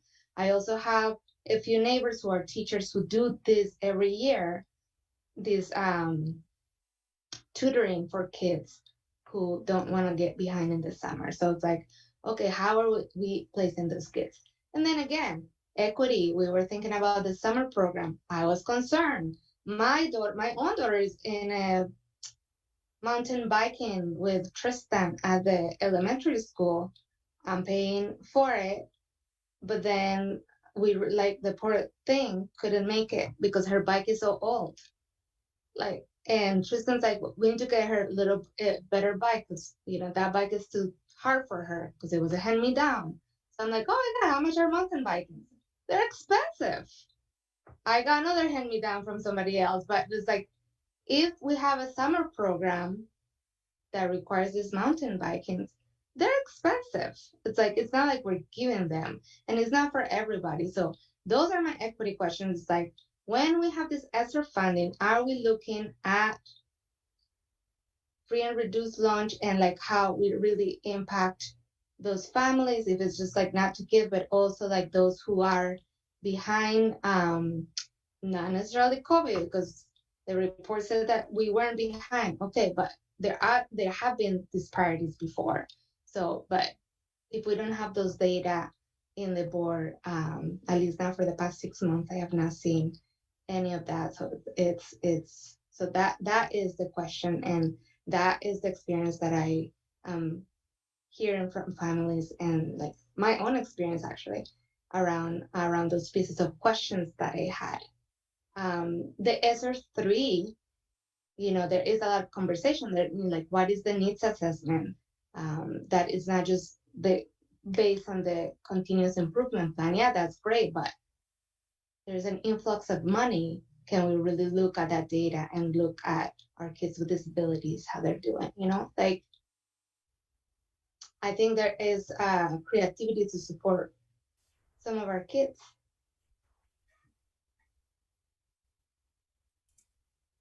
Thank you. I don't know, So, Mia, Libby. Yeah, so Amanda, I think, painted a really great picture of sort of like what equity would look like in the spending of the money. And I have some thoughts on what equity would look like through the process. So one of the questions that I posed for the last meeting was what work the district or the administration had done to bring in input from families who don't normally speak up, and how were those perspectives considered in the process. And that is rooted in the policy that we have, the equity policy that we have I have it in front of me, to counteract the present and historical impact of bias, prejudice, and discrimination that for generations across our nation has blocked access to truly equitable educational opportunities for all students. And that's extra work. It takes extra work to do that. And so I was asking how that extra work had been worked into the decision-making process that the district underwent to make the decisions around the ESSER II funding. So that's just one example of how equity is worked into the decision-making process, just to help answer your question, Andrew, about painting that picture. And the other is, you know, I've heard from 3 board members now about how the questions land more as accusations. And I think a way that equity works itself into the process is that when somebody hears a question as an accusation, they look internally and they go, why does that feel like an accusation to me? How is that challenging this position of comfort? And in my perspective, it's a challenge. And yeah, I'm going to have to disagree with you, because the specific example I'm thinking of is when Amanda asked, how will the community liaison officer be chosen? Will it just be someone you know? That has nothing to do with me. And just that's to an clarify, accusation. That's an accusation. And Jerry, Libby said she posted it per our usual Jerry, process. I want to clarify because that's actually not factual. What I asked was hiring the contractors, like the consultant firms, very different than from the community liaison position.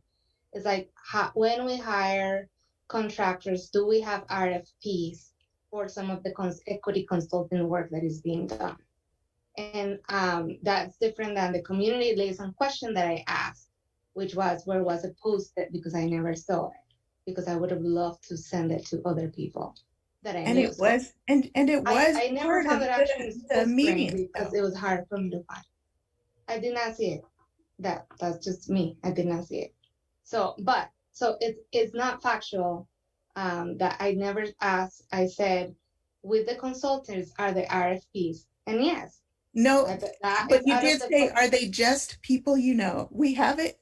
You can look at the video. Yeah, exactly. The consultant it's firms, accusatory. are they just people you know? Correct. So that's a question. So that has nothing to do with me. I just want to make it clear. That's nothing internal. Okay. It's just, it's asking a question that's also accusing at the same time of nepotism or something like that. I understand the clarification, Jerry. Thank you.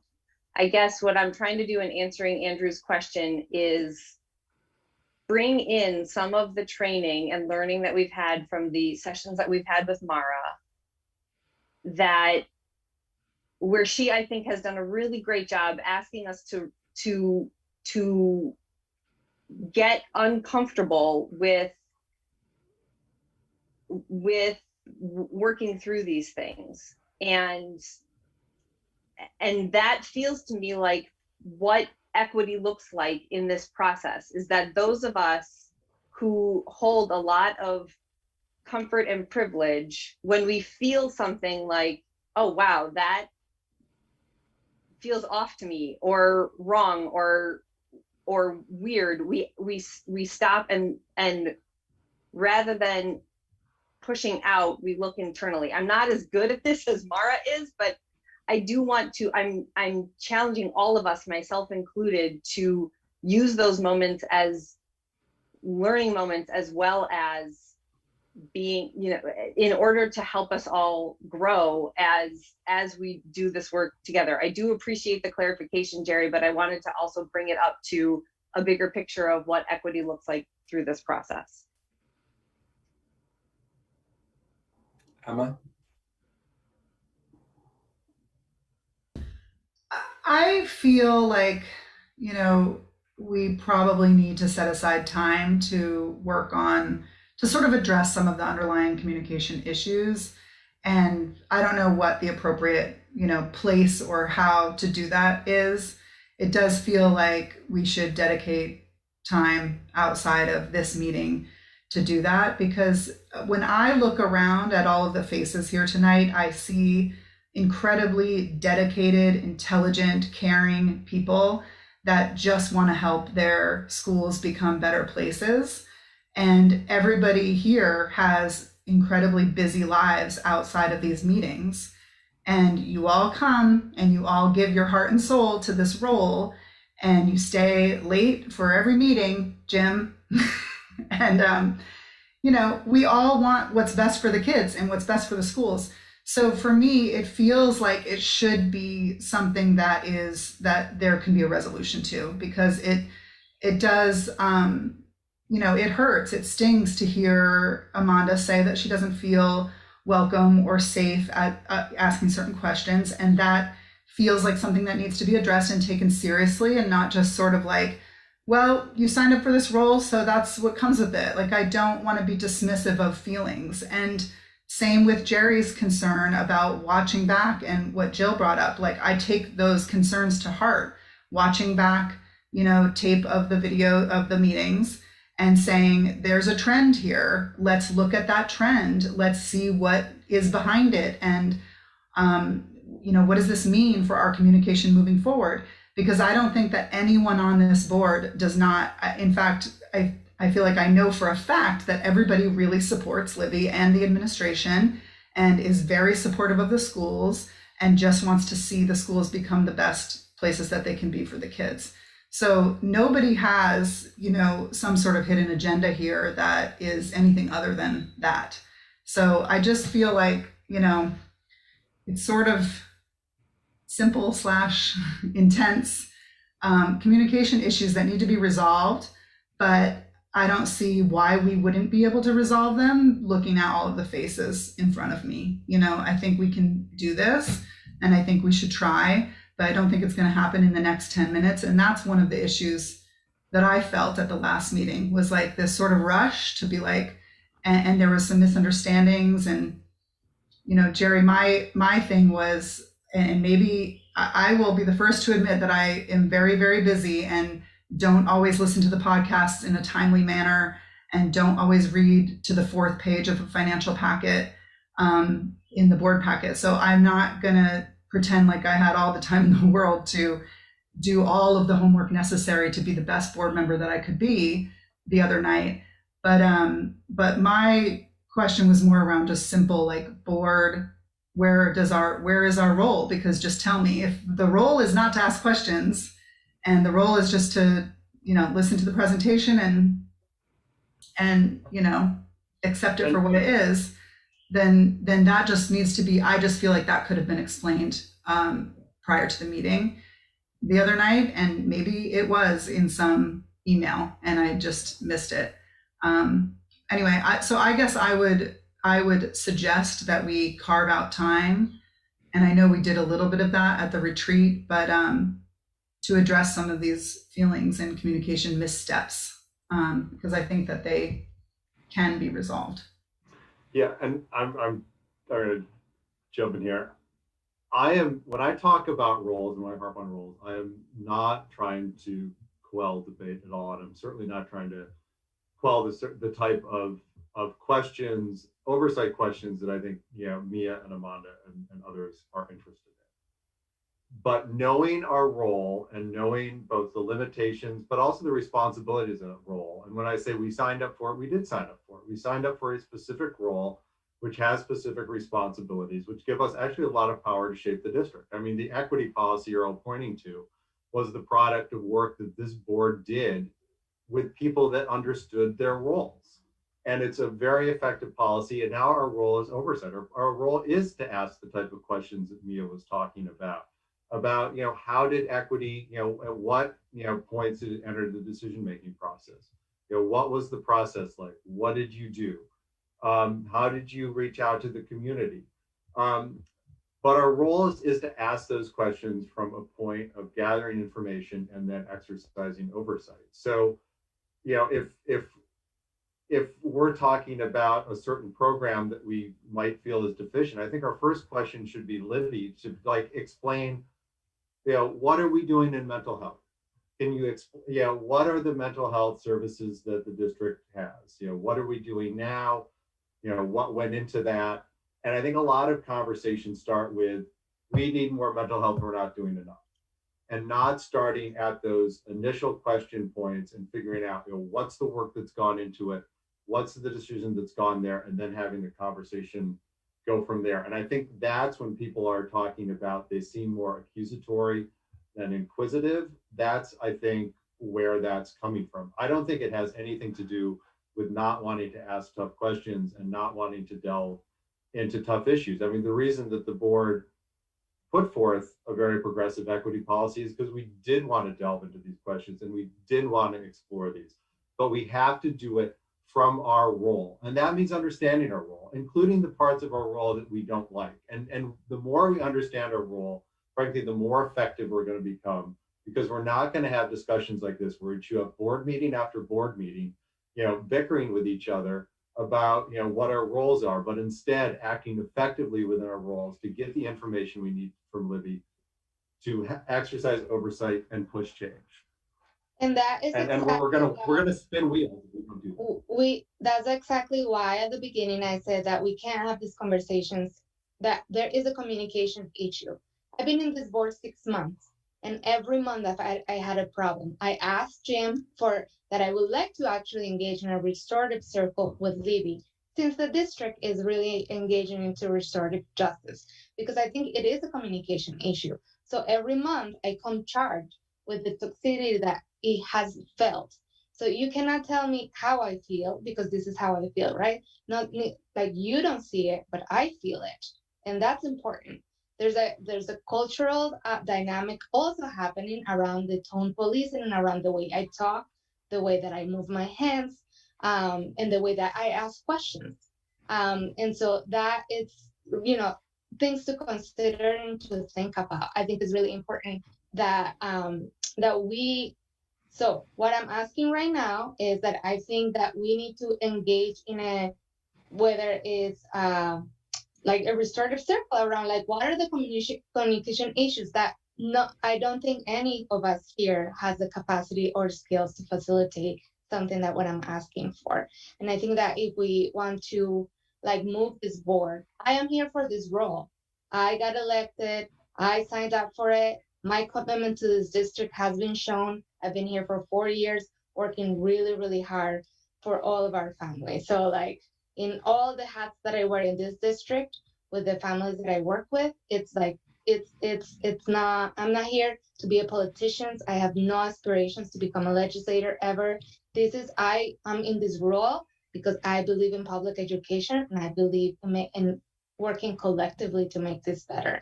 So I think that what I'm asking is let's make this happen. Let's make this work. Let's collaborate. We could be like Essex, I feel like we're in a parallel world. We have a racist one over there, and then we have me here trying to fight to just be listened to in a way that dignifies our collaboration. So I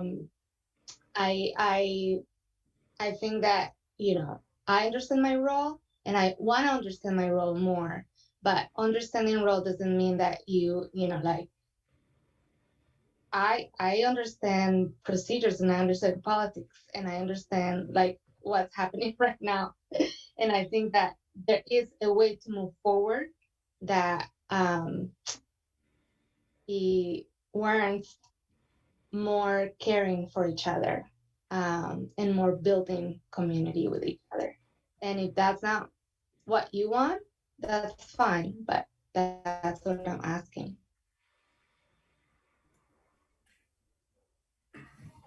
All right. Thanks, everybody. Thank you, Amanda. Thanks, Jim. Thanks, Mia. Thanks, Emma. Thanks, Jerry. Appreciate this personally. I do want to move forward with this meeting. I don't want to just leave this. I think we can all agree that we need some more facilitation to work through some things. I think we made progress with Nathan previously.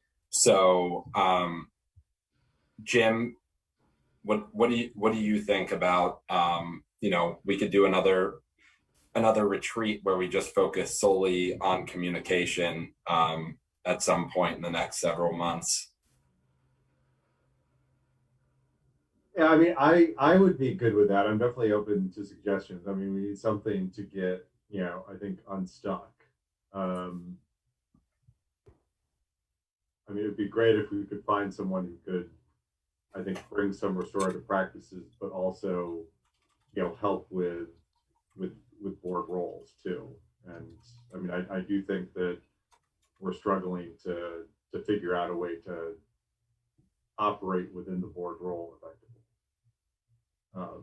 with some complicated issues that are going on. I mean, we can only redefine it to a certain point, and I think that is an issue. Okay. All right. Client survey.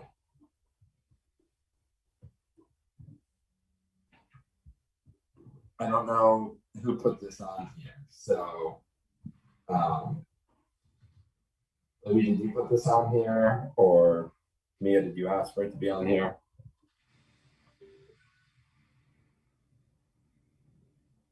Well, the board should have some discussion if that's the climate, if that's the survey that they want to bring to the you have 1 week, so you're running out of time here to decide on whether or not this is the survey that you want to go out to teachers. And I sent Mia and Amanda some questions personally on this. I don't know if you've had time to read them yet, or consider them. I don't know if anybody else has responded.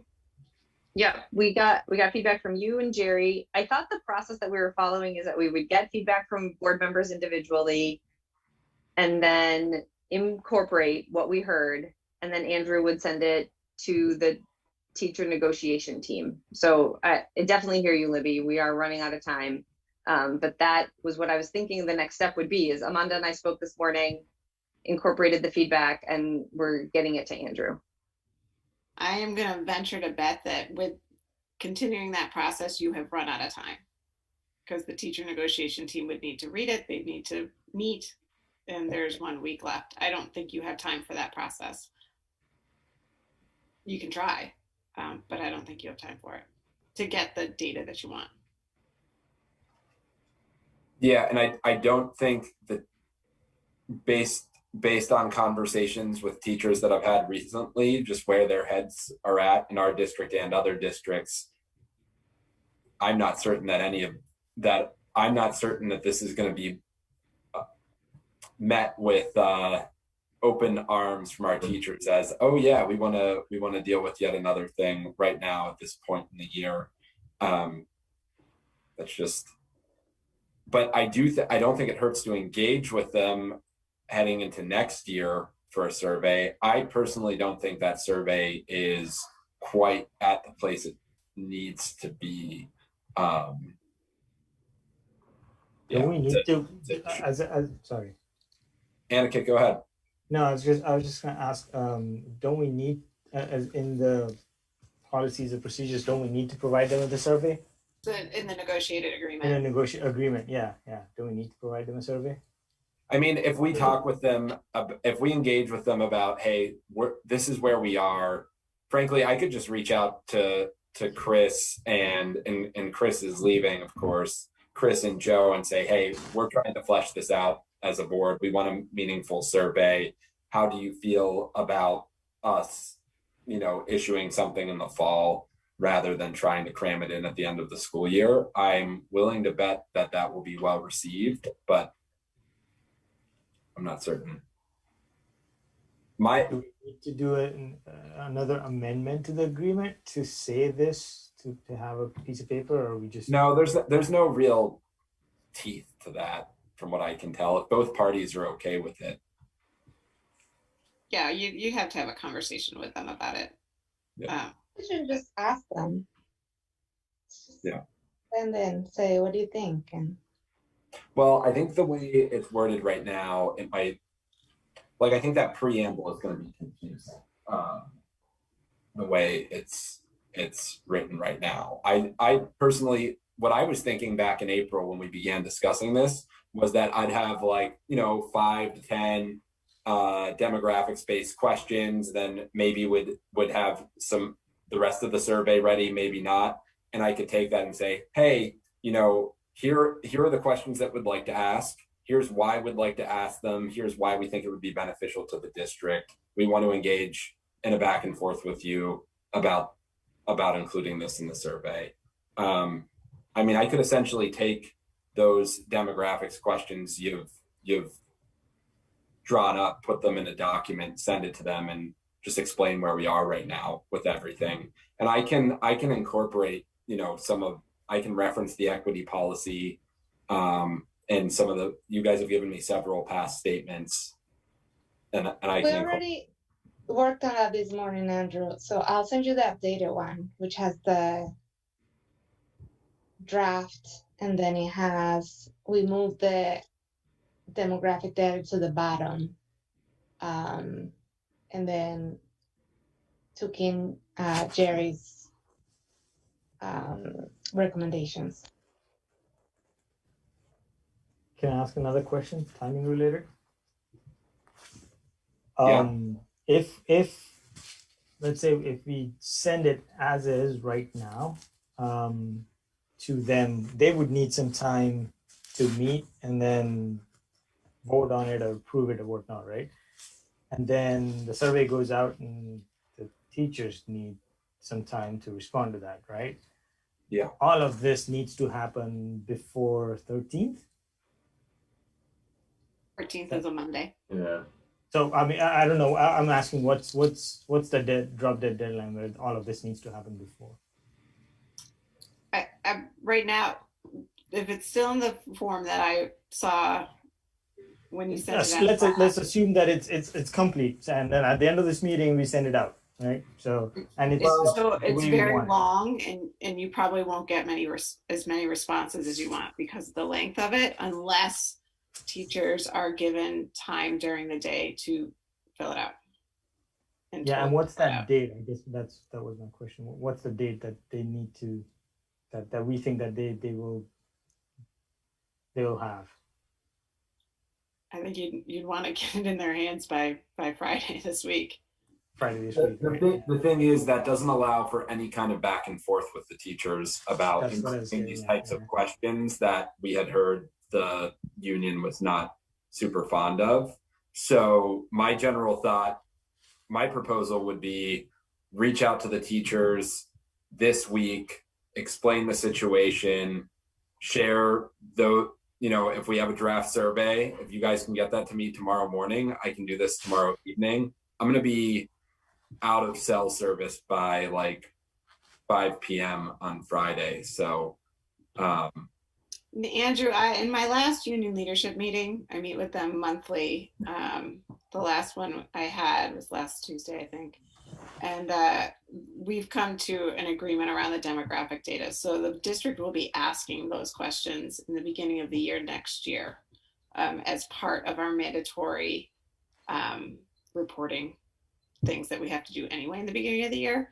So we will be gathering that information. We were able to clear up that problem, that challenge together.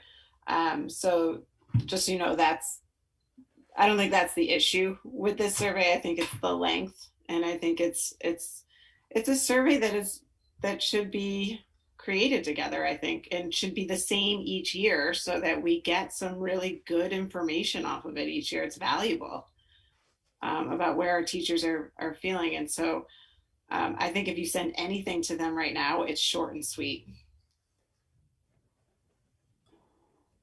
I mean, do we want to see if they're amenable to us? I mean, obviously we get the information for this year, but if we want something longer and more complicated, I think we're running out of time.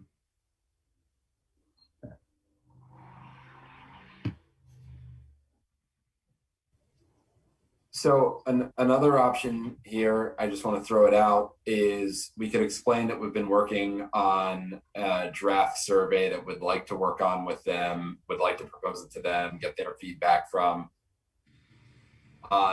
You know, and we could set that conversation up for next school year.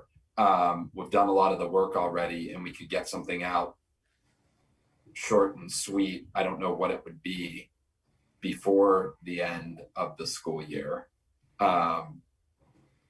or we could simply ask them. You could just ask them, is this something you want to do this year? And if so, what are the highlights you want? And just write it real quick and send it to them. It's not gonna be perfect. Yeah. Chris and Joe and Carolyn and the others on the leadership team, Rebecca, Sarah Halpine, they'll be able to answer you real quick. And you have the relationship with Chris and Joe, so just go there first. So you think instead of just sending them this long draft survey right now, just explain the situation and tee it up for next year? Yeah, and you can pose it to them. You can say, we have a draft of a pretty long survey to send you, and we're happy to do that. Or if you'd like to propose something else, or you'd like us to just send something really short and sweet, or if we'd really like to work on this with you for next year, if we could put it off another year. What would you like to do? Give them the opportunity to give you feedback on that. If I know anything about our teachers, they're very good at giving feedback. Okay. Mia and Amanda, how does that sound to you?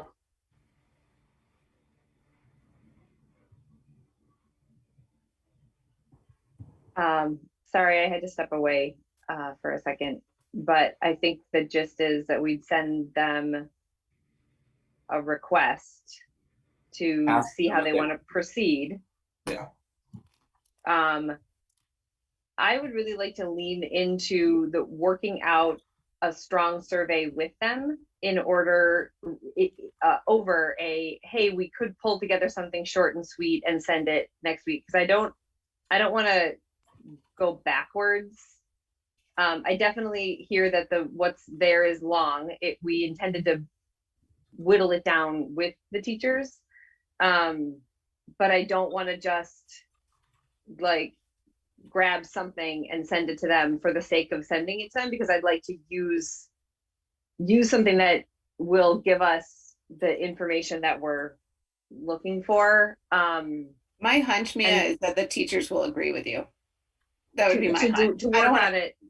Yeah, I don't want to speak for them. That's what I would bet they want to do, but I don't want to speak for them either. But it is contractual, so you should talk to them. Oh, I agree. I agree that we should talk to them. I guess what I would say is let's lead with our preference would be to work with you and tee this up for next year, rather than like offering it as like, oh, it doesn't really matter to us. We could do either of these things when we reach out to them. Yeah, and I don't think it's an either or. I think the suggestion would be, we've been working on this survey. We realize we're running out of time. We want this to be a back and forth. We realize we don't have enough time left in this year. So definitely tee up that conversation for next year. And then the question to them is, do we want to proceed with something short and sweet this year? Or do we want to agree that, we're going to come to the table and develop something collaboratively that's meaningful next year that we'll be able to use year over year kind of thing? Does that sound like a plan? Yeah, I guess I would just lean farther away than the way you just phrased it in the, do we want to proceed with something short and sweet? Because I don't think we can pull off short and sweet right now. What if they really want something? We did promise them. And we can send them the survey that we Can used we just before. can we just send them what we have and say, here are the thoughts. This is very long, but you know. I don't think that's fair to them to expect them to respond within the last 2 weeks of a really No, busy. I'm asking you for them to see what we have and like ask the same conversations. I mean, I think that's okay. This is a little bit of semantics around like what conversations we have. It's like, okay, so if they want something short and sweet, we can. I'll reach out. I'll reach out. Survey from last year. if it's required, then you know, like if what they want is something now, we can just copy and do the one from last year. Okay. All right. Yeah, I'll reach out to them after this meeting.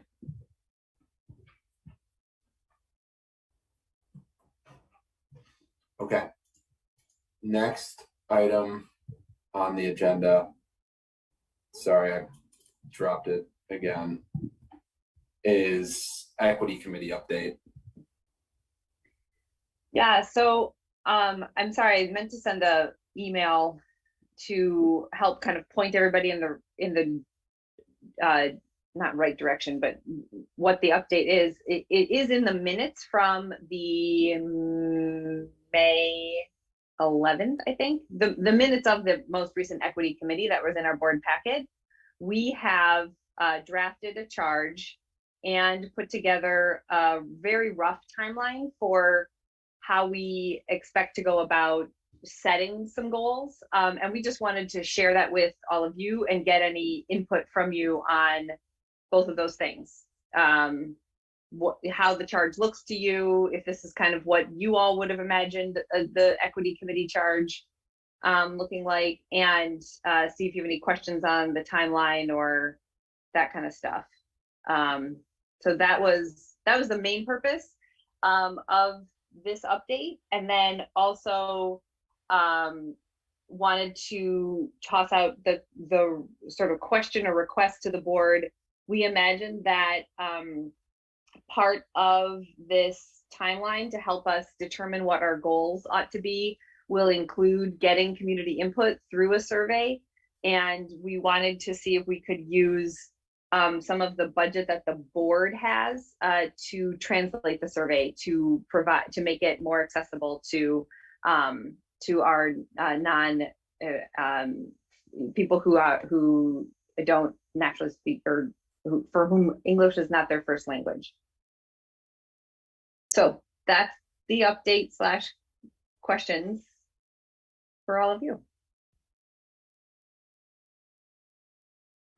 So wait, are you going to be providing the charge to everybody, or have you already provided that? Because I didn't see that. The charge is in the minutes of the equity committee from the minutes that were included in our board packet.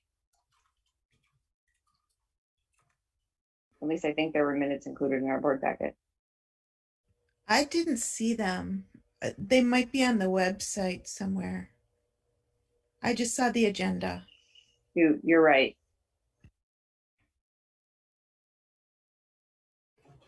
I think we should move this to next meeting's agenda, since you all haven't had a chance to see the draft charge.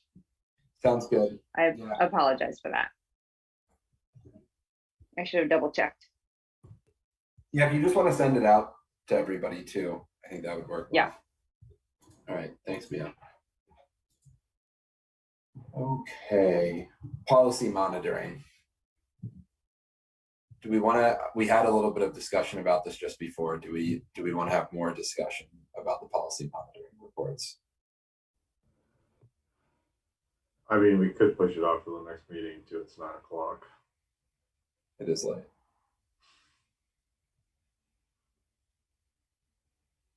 I mean, especially if you want to, it sounds like there were some concerns that we might want to have some discussion around, and I'm not sure 9:02 is the time to have that. I think that's a good suggestion. We don't need a motion for that, do we? I think we can just table it. Oh. Okay. All right. All right. It's 9:00. Do I have a motion to adjourn? Are we forgetting anything?